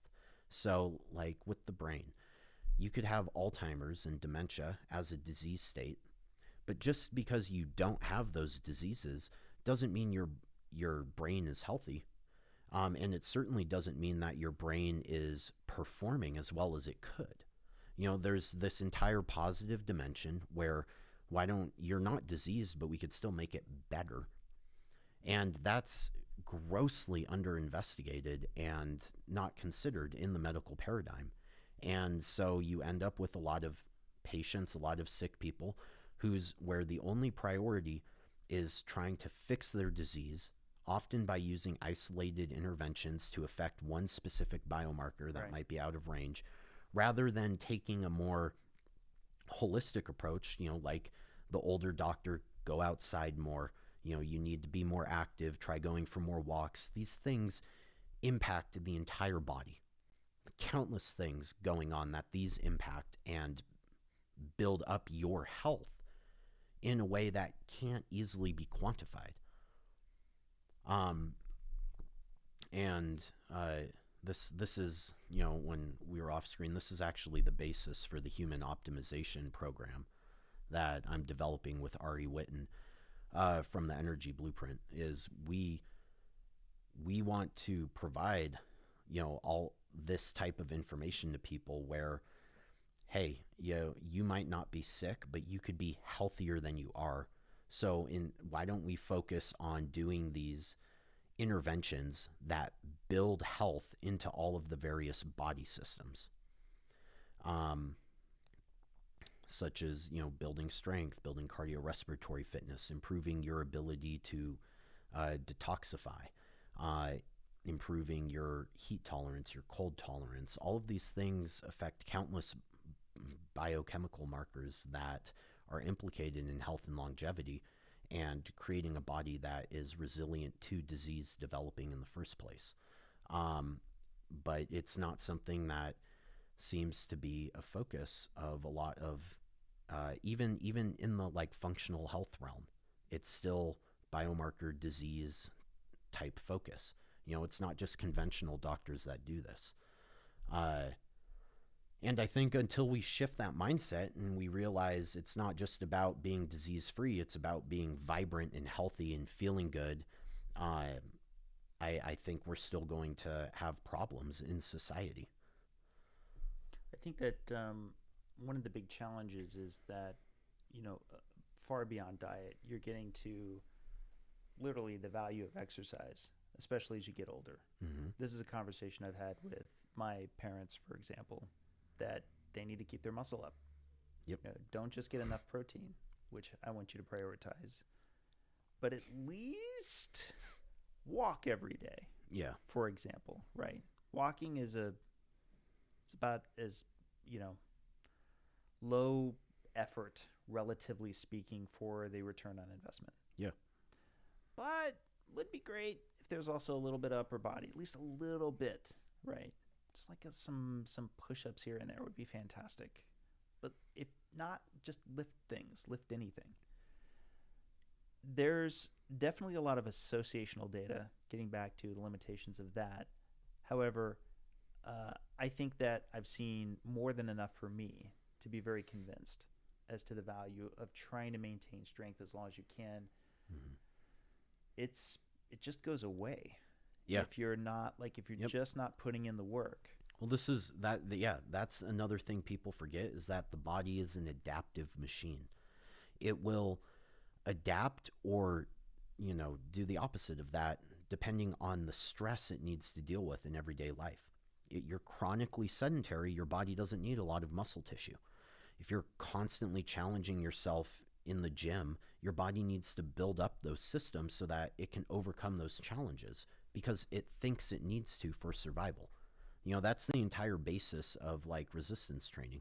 We take advantage of an innate adaptive capacity of the body to build more muscle tissue in response to progressively overloading that muscle tissue, which provides it the stimulus to do that.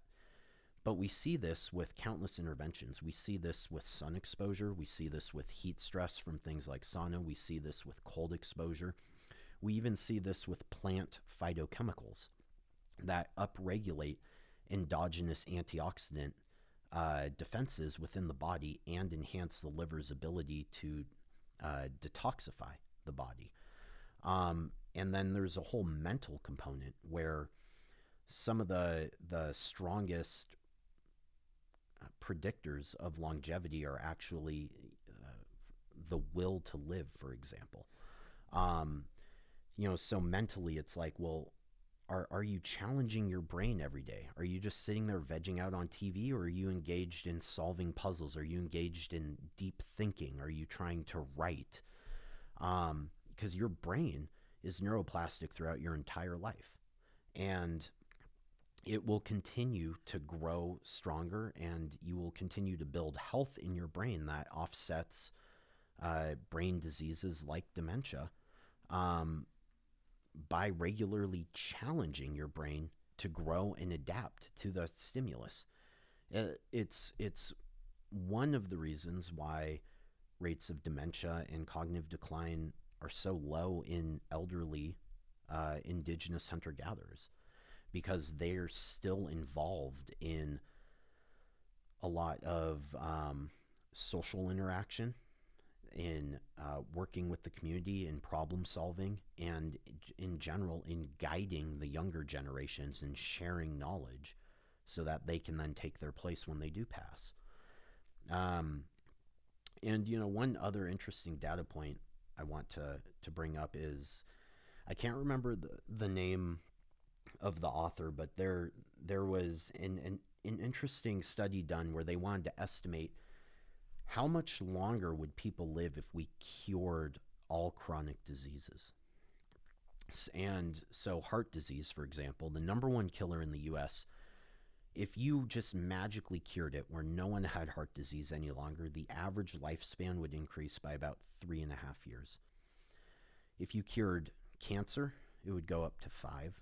And then if you cured all of the 10 top killers, you would gain about 10 years of average life expectancy. Now, I mean, 10 years is great, but the reason people die, and one of the reasons why I think a lot of the longevity biohackers, what they're missing is that a lot of elderly people don't die from any specific disease. They die because their body just breaks down at a fundamental level. Like my grandpa actually lived to be 101. Wow, congrats. And got big shoes to fill. Yeah, right. But he served in World War II. He survived the Great Depression. He's just always been working. He had a giant garden that he maintained up until he was 97. He was still driving a truck when he was 98 years old. He just kept busy, and he had purpose, and he was stimulating his body and building up the muscle tissue, building up the brain tissue, just keeping himself out of a disease state.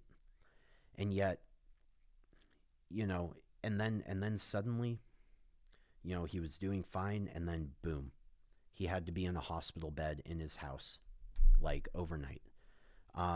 Something happened with his stomach and his intestines. They just stopped functioning.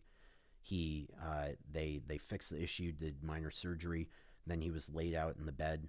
A week later, his heart just stopped beating. He didn't die of any specific disease. He died because his body just broke down and gave out. And so how do you prevent that? Because he never did any cardiovascular training, for example. So how would you prevent the heart from just breaking down and giving out? Well, you would need to build it to be stronger so that you have more of a buffer against degeneration as you grow older. How do you do that? Well, the best way is through regular aerobic training. But you're never going to see that in this biomarker-centric approach. Not to say biomarkers aren't helpful. I think they're invaluable, but they really need to complement this more kind of performance metric-oriented thing of like, well, how far can you run? Like, do you get out of breath going up the stairs? Like, these are things that indicate that maybe your body is more dysfunctional than you would like it to be for a long and healthy life. And that's actually one of the reasons why I think a lot of your lean mass hyper-responders probably wouldn't have the same rates of heart disease that others would outside of their metabolic health. I think that they generally just engage in these habits that build resilience into their body, generally speaking. And that has yet unaccounted for benefits when it comes to offsetting these disease processes. I think first of all, I think that that's probably true, but ironically, the reason why is because the lipid profile, literally just seeing the triad, just the high LDL, high HDL, low triglycerides, it's almost like it's an automatic gym membership. Everybody who shows up looks like they're more likely athletic. If you see our Lean Mass Hyperresponder Facebook group, I've got a banner at the top that was just random pictures of what people sent. And it looks like it's a gym. It looks like, but it's because that lipid profile that's where the term lean came from. There's not actually an objective metric for lean in it, which is ironic because I'll occasionally get dinged for that. But it was observational in the same way atherogenic dyslipidemia is observational in it being atherogenic. the leanness, like that was what was kind of fun back in 2017 before this was a prominent profile. People would send me their lipids, and I'd go, I'll bet you're pretty lean and probably athletic, right? And if their HDL was really high, I'd be like, and I'll bet you do a lot of cardio, maybe running, maybe cycling. Well, how did you know that? Yeah. How did you know when all I sent you were these 3 numbers? And it's because that I think it's going to prove to be physiological. It's a large claim for me to make. Yeah. Because a lot of people still think it's got some genetic component or something. But that does have an important confounder in that it could be the lipid profile is indicative of metabolic health, which is therefore demonstrative of lower cardiovascular disease risk. Mm-hmm. But the irony is that that's actually what I've been saying all along, right? I would argue if you've got high LDL because of some lipid metabolism abnormality, such as having a bunch of adipocytes that are hypertrophic, Yeah. because of having high existing metabolic syndrome. Yep. Okay, then you have what's known as a collider in statistics. You have something that's causing both the high LDL and also causing that high association with cardiovascular disease risk. So I'm pointing to the finger of the possibility that it's reverse causality of where there's high LDL and high atherosclerosis, while simultaneously acknowledging that it is part of the pathway of atherosclerosis, of atherogenesis, right? Yeah. I think and maybe you have an explanation for this. Go for but it. it goes to the Twitter post.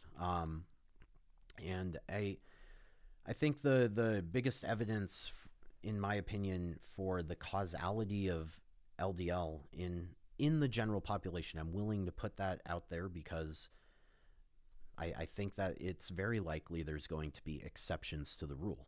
Mm-hmm. But in the general population, I think that the convergence of evidence points in a certain direction. When you have randomized controlled trials where you lower people's lipids, depending on the extent of lowering, there is a pretty much linear reduction in cardiovascular disease risk. Acknowledging that when you actually look at the individual studies, they're quite different in the extent of the benefit they provide. And I think that, again, it's because they affect things more than just the lipid profile, and heart disease is multifactorial. You know, what if a certain statin lowers inflammation simultaneously? That's important. That matters. You know who Dr. Thomas Dayspring is? Yes. You've listened to podcasts with him, I assume. I have previously, yeah. If I have some podcasts I'll point you to, but I would actually recommend you reach out to him on Twitter and ask this question directly. Does it matter how I lower ApoB lipoproteins and LDL cholesterol? I already know his answer because he's answered it several times on podcasts and also on Twitter. Does he say no? He does not say no. Yeah, okay. He says yes, right? That goes to the question you're pointing to. It would be more compelling to me as to the independent causality if how you lowered something as an exposure towards a given outcome wasn't relevant. Because then it does mean it is truly independently causal. Yeah. Right? Thomas Dayspring, of all folks, should actually be saying it doesn't matter. But if it does, that goes to the heart of this problem. We can't really conclude it's in it because you can't hold both positions at the same time, right? If why LDL being lower is relevant as to its association with reduction of cardiovascular disease is important. Yeah, I see what you're saying. Then you've got to adjust the hypothesis. Yeah, but I don't know if I could think of an example off the top of my head, but I don't think it precludes the idea that I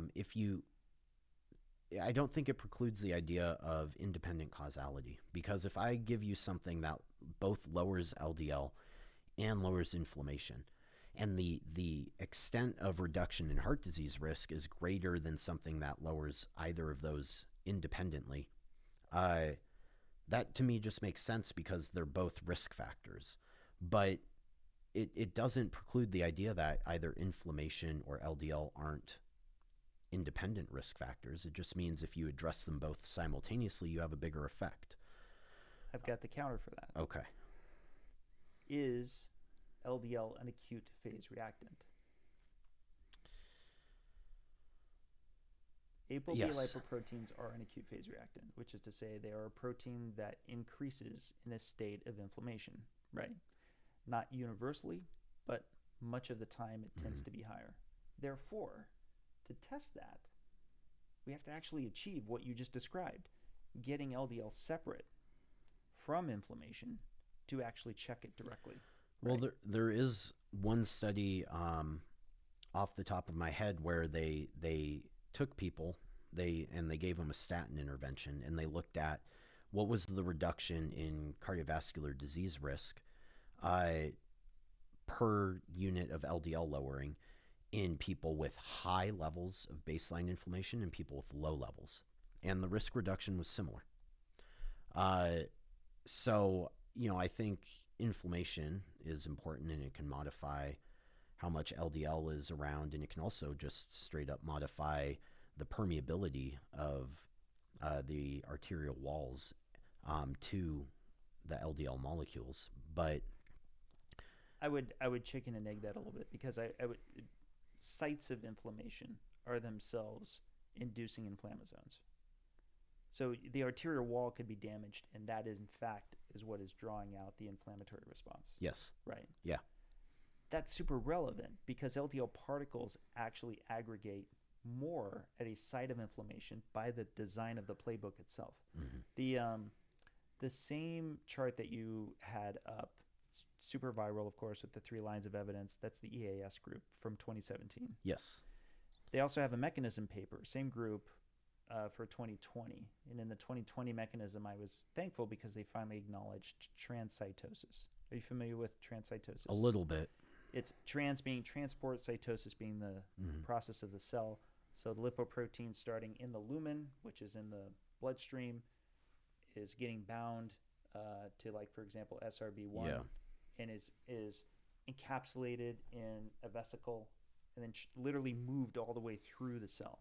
Now, there's some degree of which this is happening normally, but it increases in an endothelial cell that is damaged and inflamed. It increases the transport, right? That's an extremely important clue to unveiling atherosclerosis, which is why the reason you want to have lower markers of inflammation is to help rule out that there's systemic inflammation in the endothelium.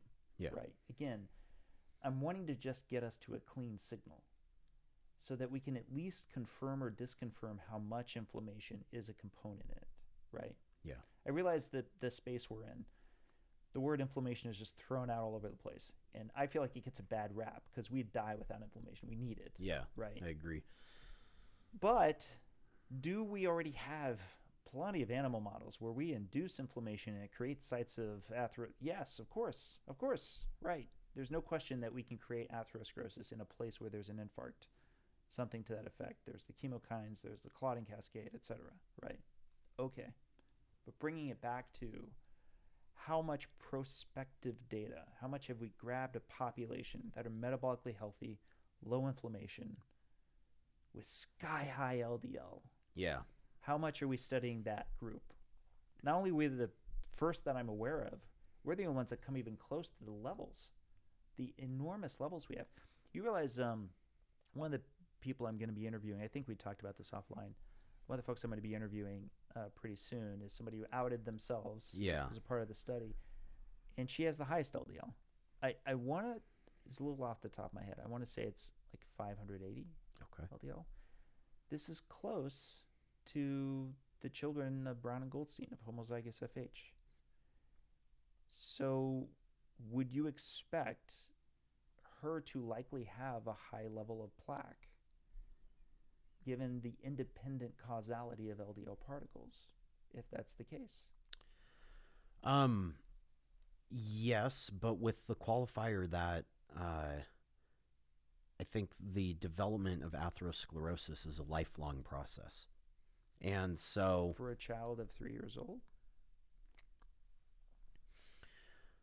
well, I think part of that becomes problematic because let me put it this way, normal LDL concentrations in a newborn is 20 to 30.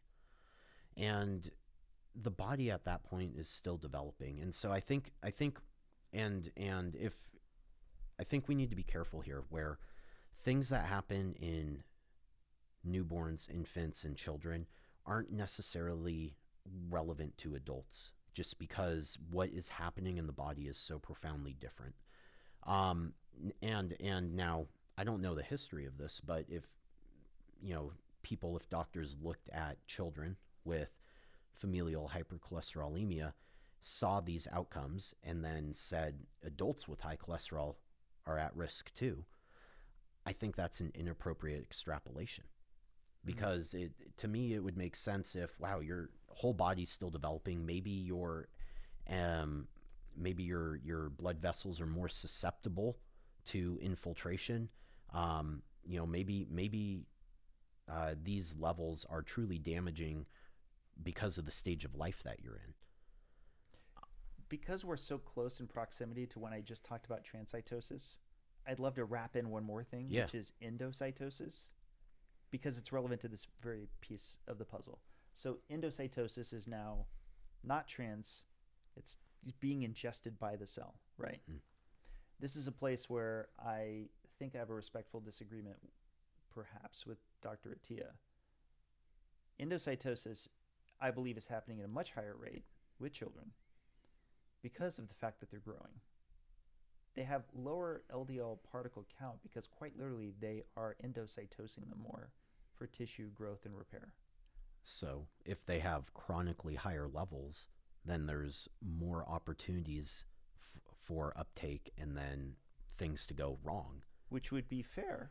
Yeah. If indeed that's the case, though, then the present area under the curve of the LDL particles they have should show a very profound and distinctive log linear association. Okay. Right? Because after all, now you actually have a perfect experiment to see that distinction, right? This is why me as an engineer, I'm going to come back to the math over and over again. Okay. So if you're going to say, wait a sec, a functioning newborn who has this, who's now developing atherosclerosis at a faster rate, has it at an even faster rate than would be an adult with these same concentration levels. I'm going to say the one benefit to that is now we can see, or should be able to see, a much stronger comparison of exposure to disease outcome. Yeah. Mathematically, right? I will say, because I had to do the research for doing our study with CT angiography, one of my favorite studies with CTAs is on six patients with homozygous FH. And I plotted out total LDL cholesterol exposure. Okay. And what might meet with the present lipid hypothesis is when I did the calculations, the two patients that had no detectable plaque had a total LDL cholesterol exposure, when you did all of the math, of around 1,400 or less. Or rather, 1,400 was the highest of the two. Okay. For exposure. The lowest of the four that remained that did have some version of plaque was 1,800 LDL cholesterol. Okay. Right? And then I forget what it went up to from there. Our cohort, our population, from the match analysis, I want to say that they were up there around 6,500, 7,000, something like that. Okay, so much higher total exposure. Much, much, much higher, right.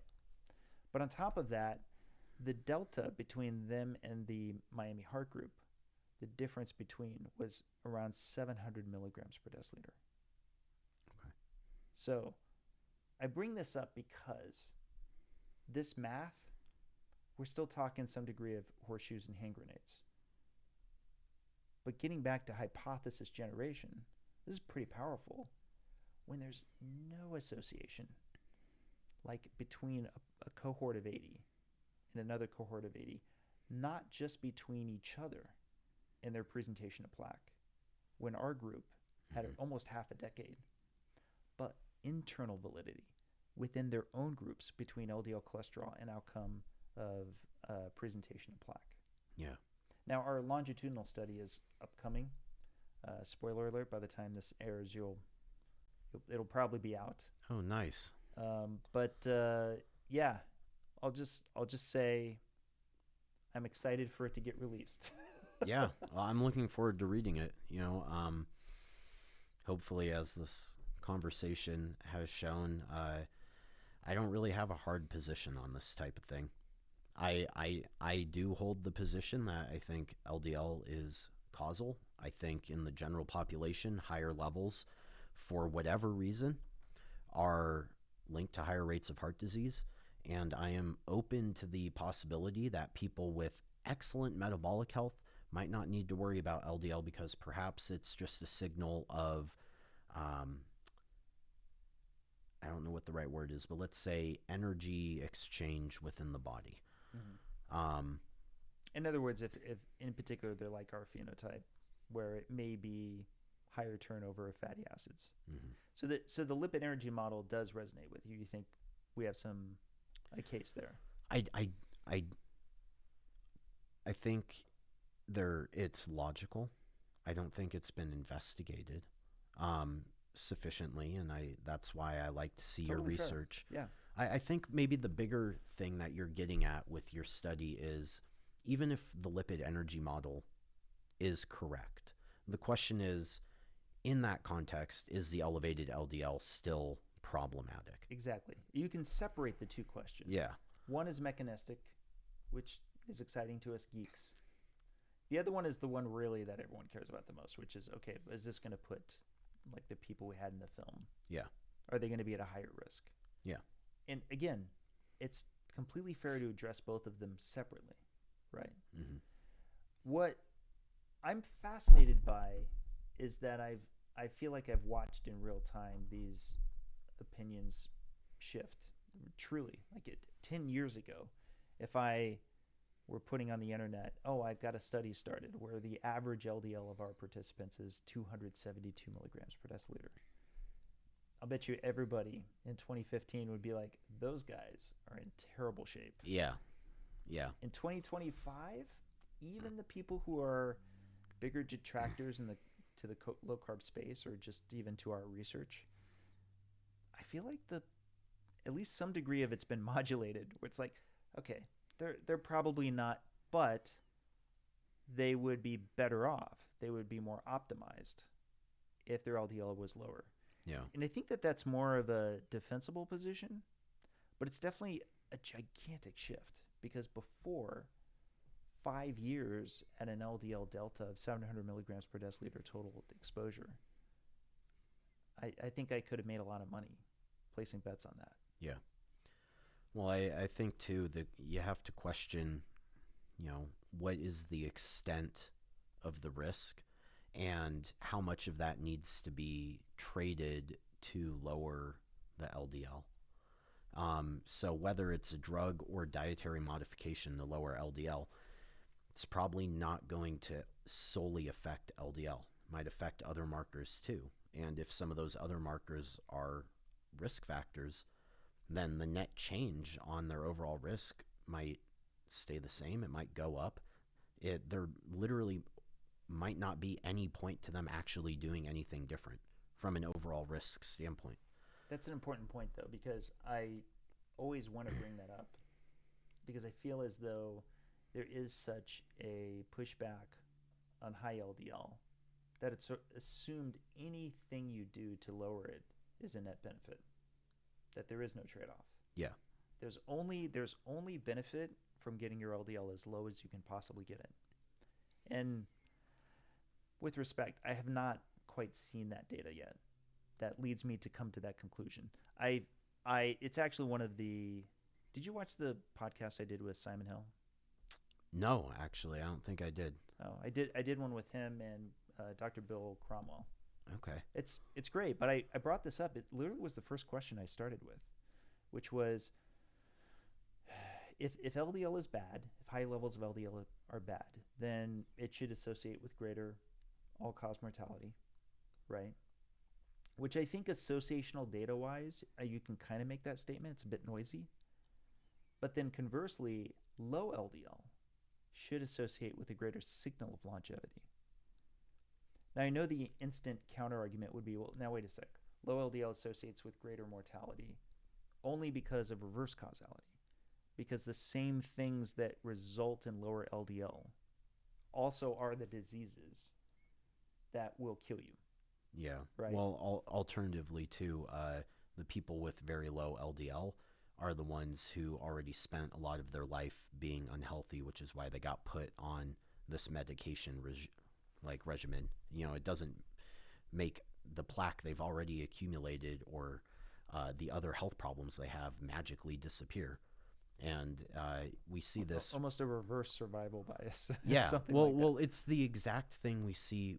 Do you remember when, like 10 years ago, there was all this hype about how, the longest lived people are overweight or even slightly obese, you know, compared to being a normal body weight.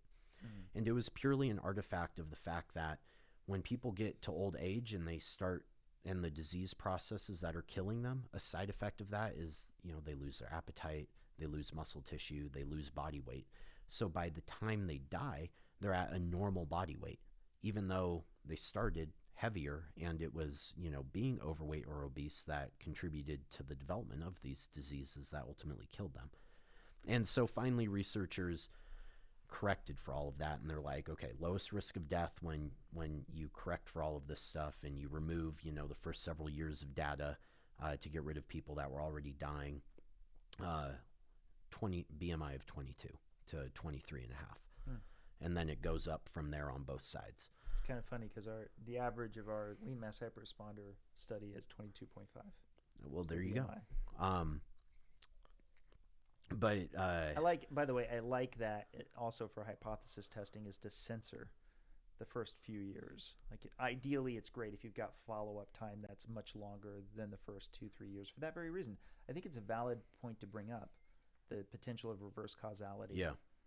It was one of the issues that I had with COVID. When COVID was first setting in, I was extremely interested in what LDL levels were at the point that they were hospitalized. Or not, sorry, let me reset that. Specifically, I was interested in what historic LDL levels were.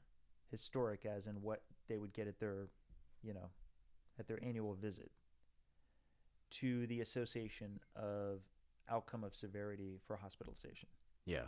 And the first study that dropped was LDL levels associated with, or low LDL levels associated with worse severity for COVID, but it was at hospitalization. I said, I don't care about this study. Doesn't mean anything to me, because I expect that to be confounded. Even if it looks better for high LDL, it's the same thing with the heart attack data. Yes. I don't put any stock in the heart because it's an acute MI is going to affect your lipid levels. Yep. And so no, I want to see historic data during a time in which you were likely healthy, seeing your doctor, what that was to what the outcome of severity is. Yeah. For the That's funny.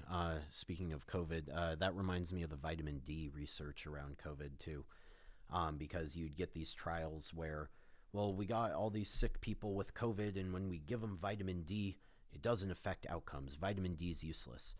And it's like there were a number of trials that did that and arrived at that same conclusion. And then you have all of these other studies saying, well, hold on. When you look at people with, you know, the highest vitamin D levels, they're Right. the least likely to get sick, to have severe outcomes, to be hospitalized. Like maybe there's a protective effect that can't be achieved when you raise it for a couple days in the hospital after they've already, you know, had this illness that was clearly severe enough for them to be hospitalized. But you arrive at the conclusion that vitamin D isn't a treatment for COVID, and it's like it's probably a good idea to get healthy levels of vitamin D. Like, what's the downside to doing that? But it's also a vitamin well known to be highly deficient in the Western world. Yeah, exactly. Not every single person, but I want to say 85% of my own family's vitamin D levels are below reference range. Mine is, and I walk in the Las Vegas sun. Yeah. Right? It's just we were not made to be inside all day long. No, we were not. And vitamin D is so crazy important. It's so important. So yeah, it's again getting back to the nutrition deficiency. I'm sure you've heard of EPA studies, the recent EPA studies with cardiovascular disease outcome, which incidentally many of them have Dr. Budoff, our principal investigator, is on them. And I say this with love in my heart because I don't know how much the specific intervention is of unique value. But EPA is an omega-3 that is essential, right? Yeah.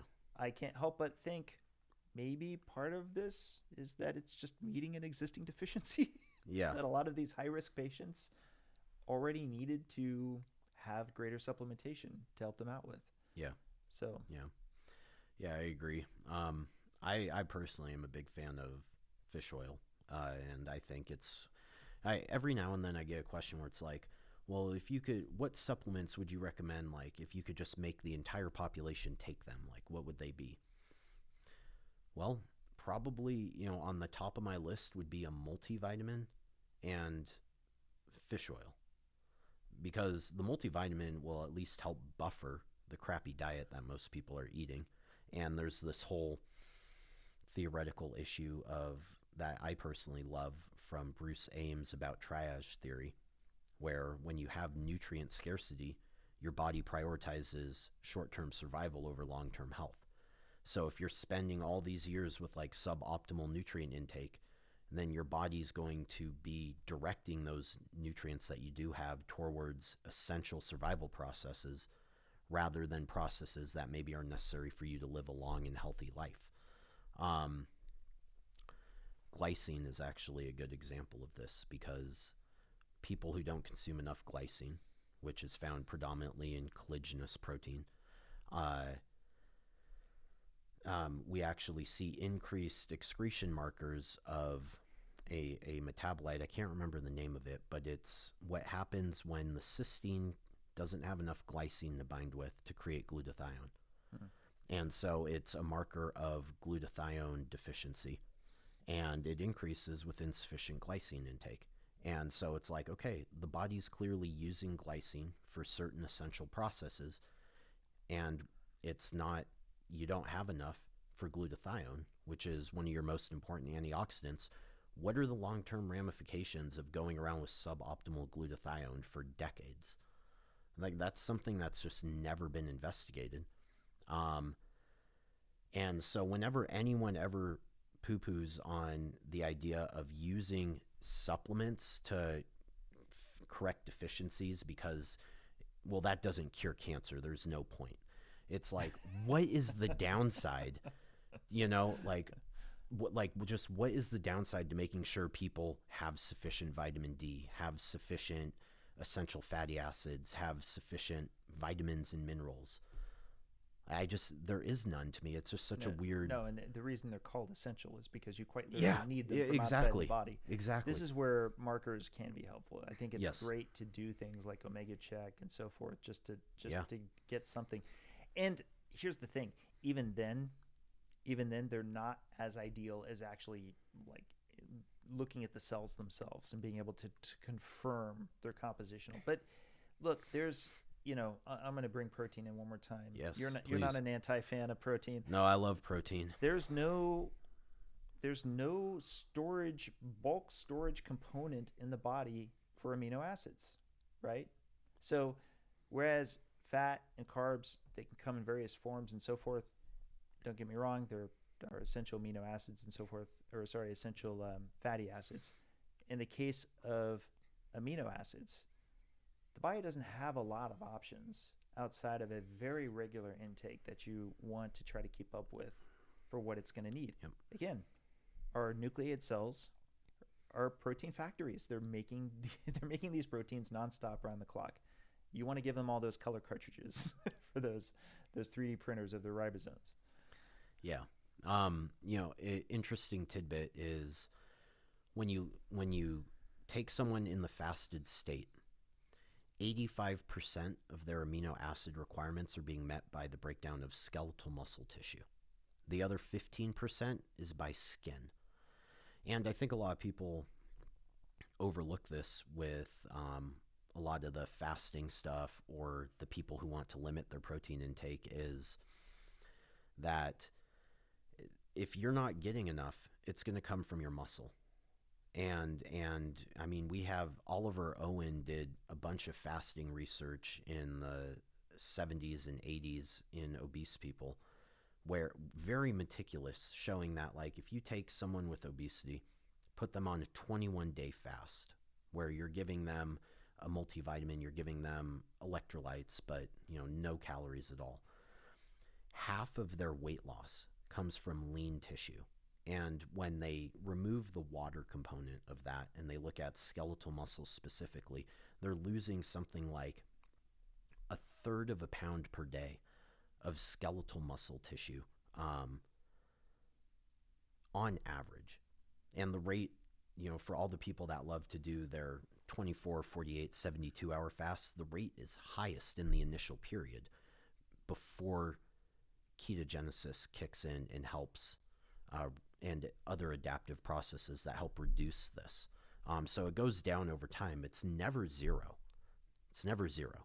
But it does go down over time. But doing a lot of frequent, multi-day fasting is one of the worst things you can do for your overall skeletal muscle health, with the amount of protein you lose from it. And it takes time to rebuild. The reason I say frequent is because, hey, if you're going to do it, like once a month or even twice a month, it's probably not going to hurt you. It just isn't. If you're like doing this twice a week, and you're just not eating sufficient protein when you do eat, like you're in trouble in the long run. All right, we should probably wrap up soon, but okay. There's one thing I wanted to get to that I'd forgotten about until just this very end. It's a great one to end it off on. I did check out your blog. There's one that definitely stood out. I can already tell there's going to be a whole lot of puns coming, even just in saying that.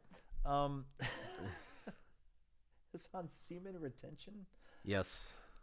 What I liked was the article literally starts off with you saying, "My wife asked me to make a blog post on this." And I was like, really? Okay. So yeah, go ahead and go into the science on this. My wife and I have we went through our own fertility journey. And so we got really steeped, and my wife has a comprehensive article on all the research around IVF for anyone interested. But there's this trend like No Nut November. There's all these things on social media about how it's like, semen retention, like my mental clarity is amazing.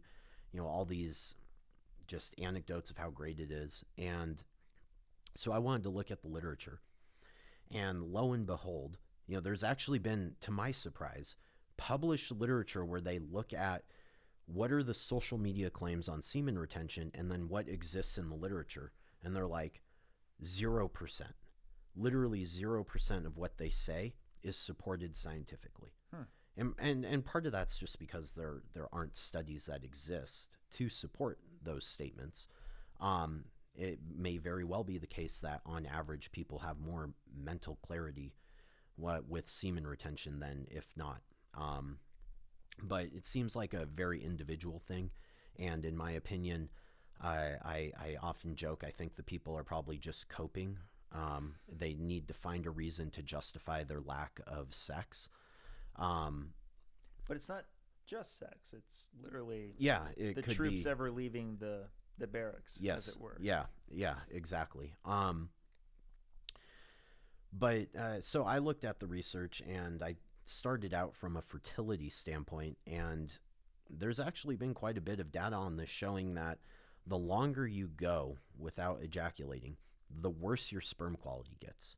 Because after the sperm is produced, there's a little pouch, I can't remember the name, but there's a pouch they sit in where they finish maturing. And that pouch is susceptible to oxidative stress, highly. And so over time, they have more exposure to this oxidative stress. And so the longer you go, literally, if you go longer than 1 day, levels of DNA fragmentation increase. And it gets worse and worse and worse all the way up to 7 days, I think, is the longest that they've looked at people. And it's, in my opinion, it's reliable research because they take men that are like doing IVF and they tell them to abstain for a certain period of days. And then part of IVF is doing a semen analysis. So they do these analyses and then they're able to group and say, okay, all the people that abstain less than 24 hours, wow, almost no DNA fragmentation. Their sperm count is lower expectedly because there isn't as much time to build it up, but all of those sperm are way higher quality. And now let's look at pregnancy rates in the women between these groups of men, because all the women are, pretty similar. We just changed how long the men abstained, and then we use that sample for the IVF. And pregnancy rates in the men who abstained for a shorter period of time were higher, like across the board, in multiple studies, which supports the idea that it's higher quality sperm. So, first and foremost, if you're anyone listening who's interested in having a baby or becoming pregnant or any of that, 24 hours max between ejaculations for the highest quality sperm. Wow. And the two other interesting things that I found out is one outcome of semen retention that you could expect is a higher risk of prostate cancer. And the other one is that higher rates of semen retention are associated with higher all-cause mortality. Although that one I do think is prone to reverse causation, where sicker people aren't having as much sex, right? But yeah, just when you look at the literature, there's literally no benefit to doing it that is supported scientifically. And outside of the more objective things like maybe risk of prostate cancer or fertility, how you feel is just kind of an individual thing. Some people might feel great doing it, others might not. And maybe there's a whole uninvestigated placebo component where if you think you're going to feel good doing it, then that's how you're going to feel. I think there's going to be a lot of people very interested in this segment of the podcast. So, well, was there anything else you wanted to cover before we wrap? I feel like I could sit here and talk to you about many, many things for a lot longer. But maybe we'll do this again in the future. And since you're nearby, it's not. Listen, this is meant to be a permanent stay. This is meant to be. I can just fire it up and get rolling. And I find this is my favorite kind of work that I'm doing now. Yeah. And for this very reason, that you can look. I'll get on my soapbox about one thing. We occupy a space that is so enhanced by technology, seemingly taking us in the direction of greater tribalism, not the other way around. Yeah. And even if you end up in these debates that might occur once in a while, they're online, they're on Zoom, it still feels so distant. You still feel that lack of connectivity that you just don't get like you do when you're just sitting down to chat, right? Yeah. Yeah. So, yeah, for sure. You're welcome to come back. And I felt like we had a lot of common ground. And, just to what you were saying just now, that common ground would be very difficult to tease out in a back and forth Twitter conversation type thing, and let's face it, part of it's because I'm actually very fascinated by this problem. I think that we're instinctively interested in posting something that we know stimulates discussion. And part of how we unconsciously know it'll stimulate discussion is it plays to the audience that we know has a greater attachment to us, while also drawing contrarian discussion from those who might have a differing opinion. Right. Well, yeah, it's like that LDL post I made. I posted that in my head. I'm like, I'm gonna be a little snarky here. Yeah. And so and I wasn't actually expecting anything from it, but then it blew up and drew in people from all sides. And funnily enough, was ultimately, I think, what led to you inviting me onto the podcast. It was, but also because I literally thought of this exact problem. So this won't be on camera, but I'll try to be sure that whoever edits this can insert it. But in short, it's the EAS 2017 paper. Let's go and read what you said. You said, I've still yet to see any, quote, LDL doesn't cause heart disease, end quote, proponent address the convergence of evidence from RCTs, epidemiology, mechanistic explorations, and Mendelian randomizations. Okay. Fun question for you. So without looking at the graph, what does the x-axis represent? The x-axis being the one that goes this way, horizontal. I actually don't know off the top of my head. It's okay. It's a safe space. I'll save you on this. So what does the y-axis represent? So one of them is LDL lowering, and the other is the change in the risk of heart disease. Right. That's correct.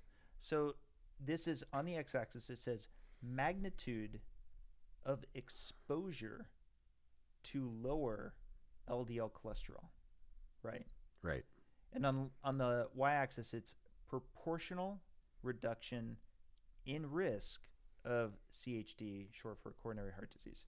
Now, the reason I bring this up is I think 90% of people who post that, they feel that the x-axis is just LDL, and the y-axis is heart disease, because it is a bit awkward that they would present it in this fashion, right?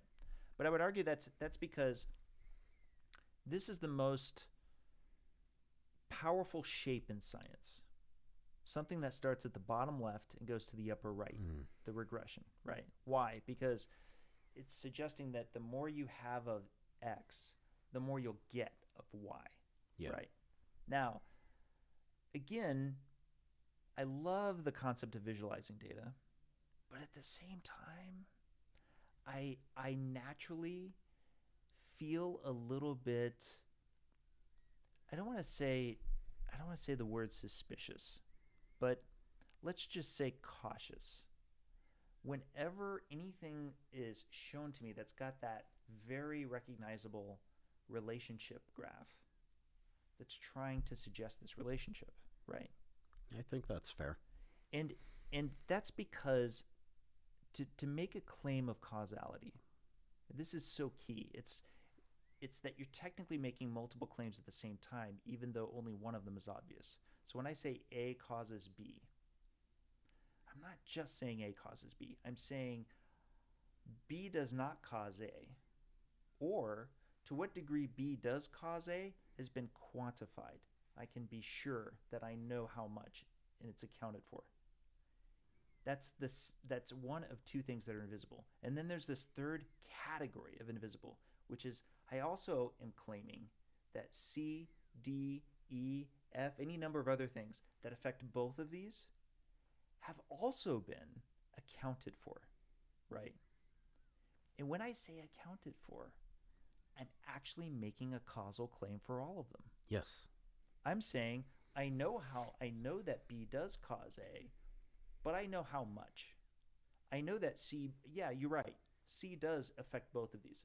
I know how much, right? Mm-hmm. Engineer Dave is like, Yeah, no, I get it. This was kind of the first thing I think we talked about on the podcast is there's a lot of factors involved, and you can't always, even when you statistically adjust for things, there might be residual confounding that remains unaccounted for. Right. So your tweet is fair in regard to you're leveraging one of the the most common graphs. It's kind of meant to be a case closed graph, right? It's like, come on, we got 3 lines of evidence, and intervention in Mendelian randomization is sort of thought to be okay, get out of my office, we're done here. Right? Yeah. Well, I mean, look at this though. Like, this gets to what you were talking about.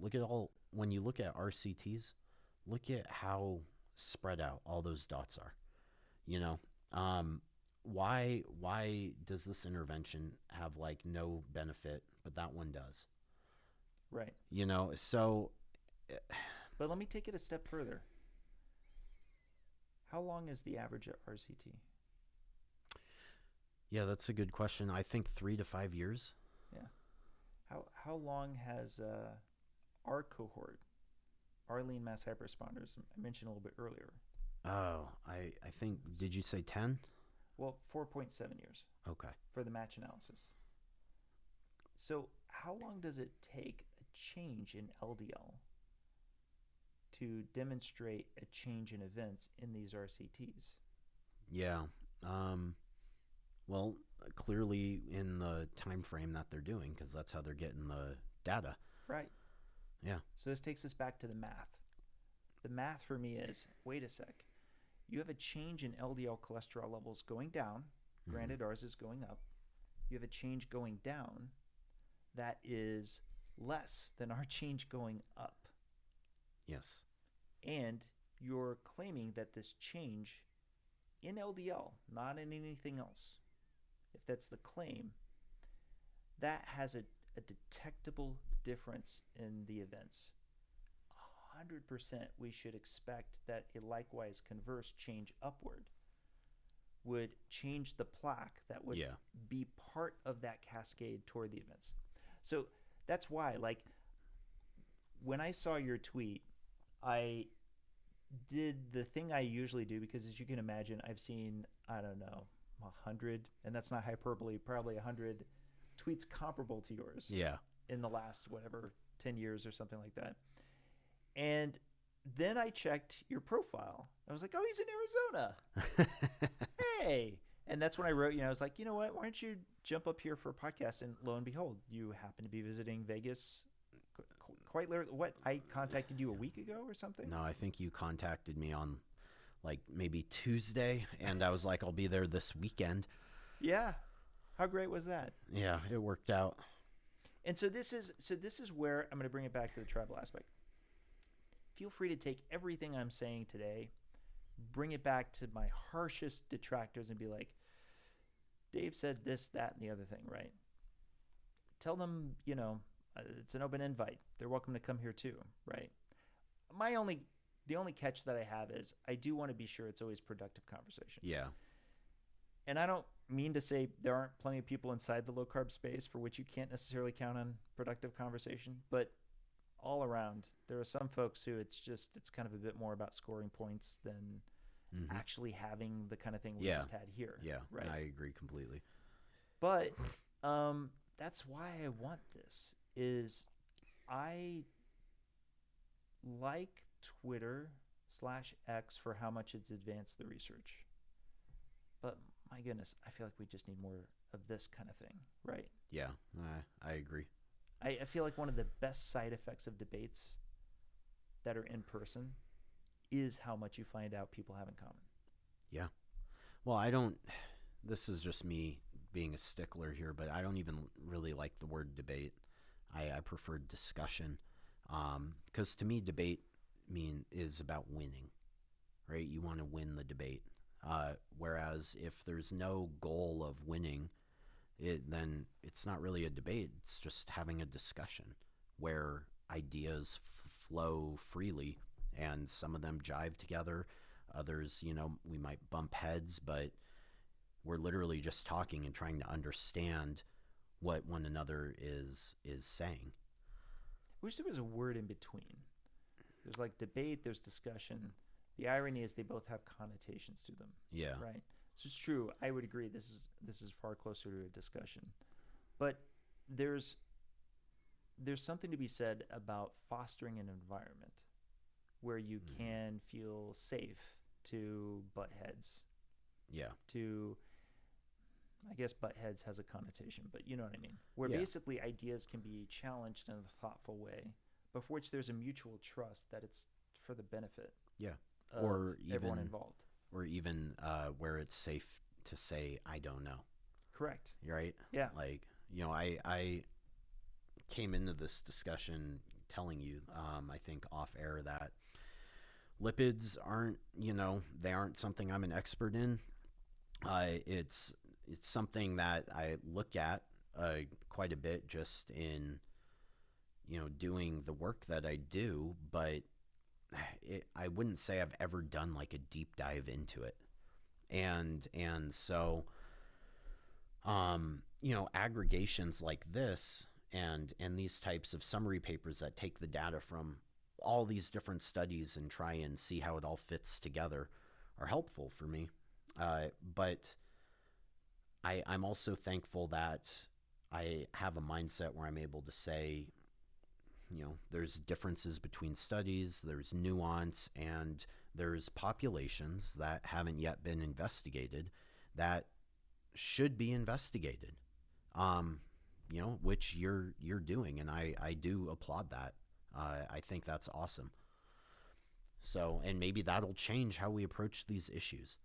Maybe what your research will do is be the first step towards looking at the relationship between heart disease and LDL, not as an issue of LDL per se or ApoB per se, but maybe of an issue of how it is being handled in the body, which would then change how we approach it as for health and disease prevention.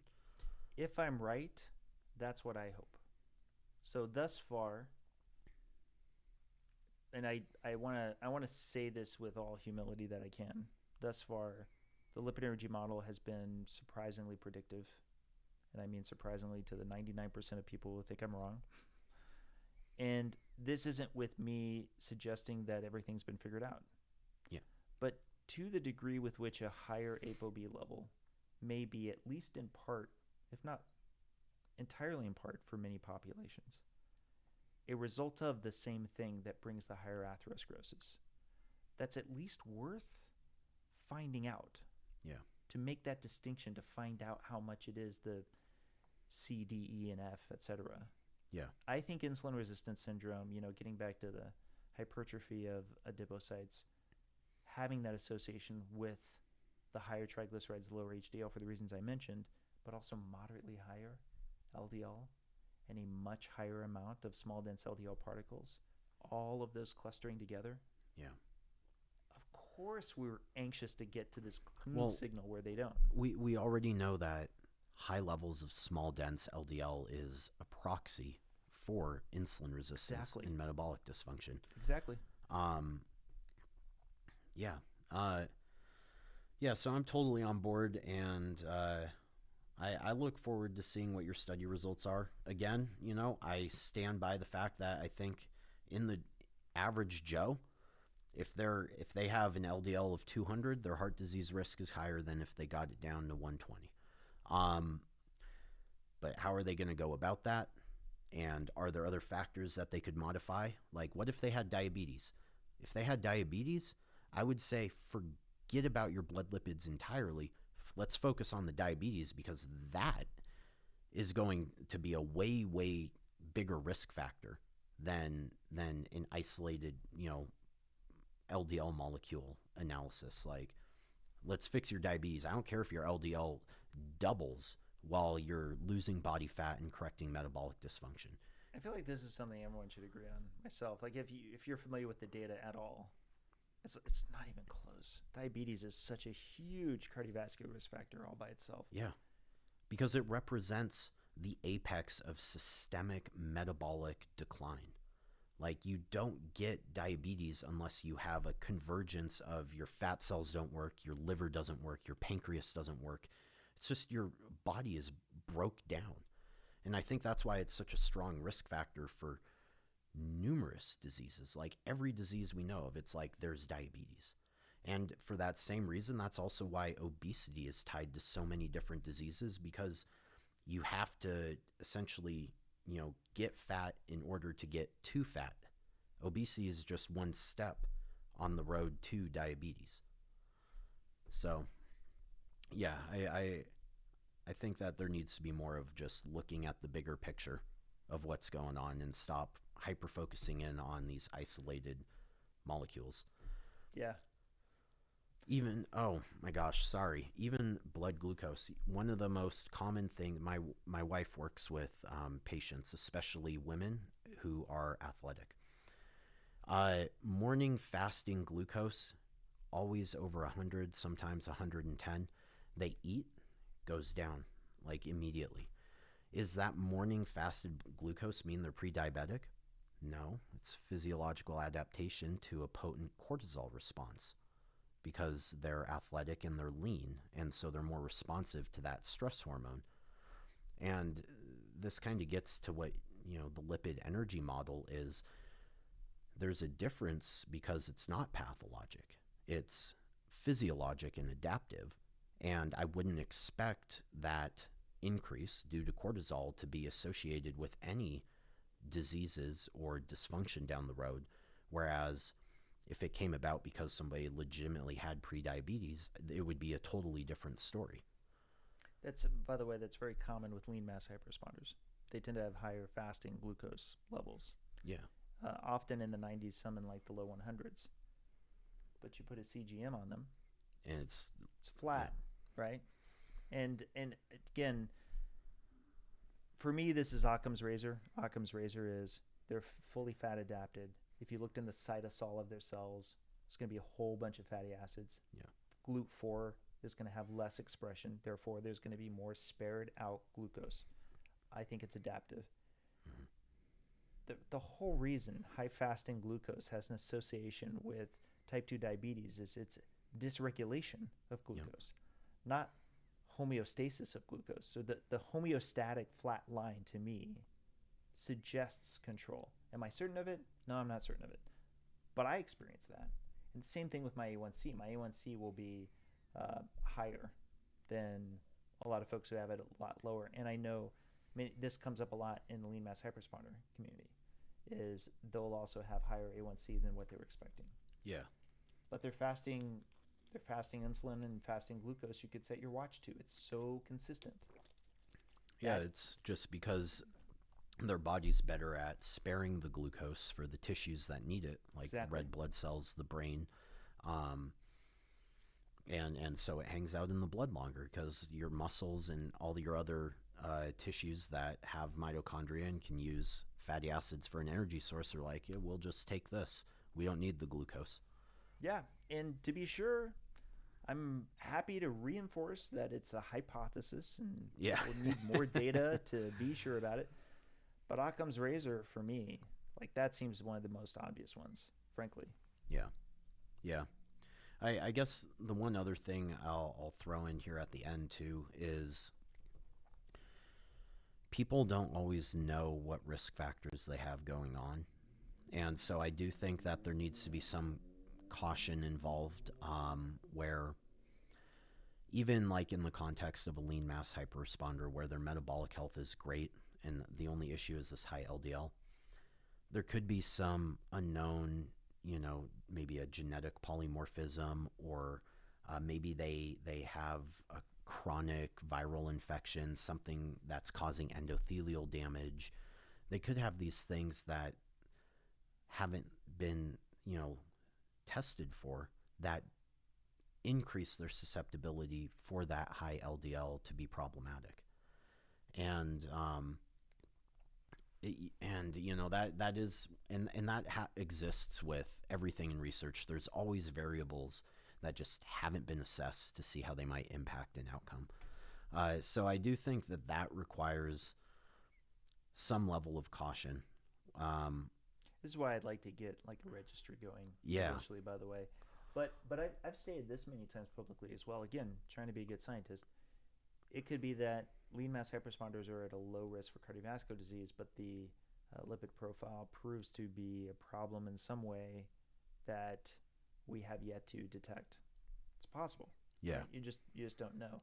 Part of it is to just try to keep up the epistemic humility and see what comes forward. Yeah.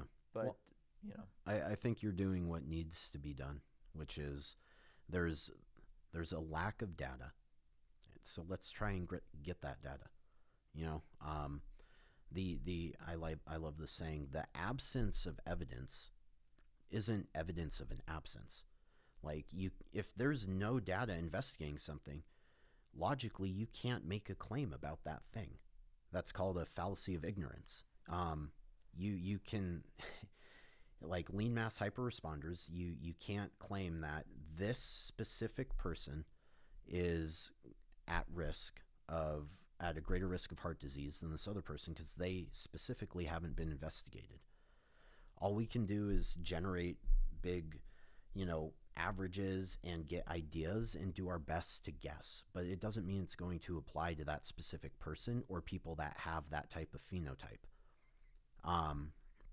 Inferences are inherently limited, and so if you want to look at places where data doesn't exist, you need to generate that data. Couldn't agree more. And that's always going to be the challenge. Yeah.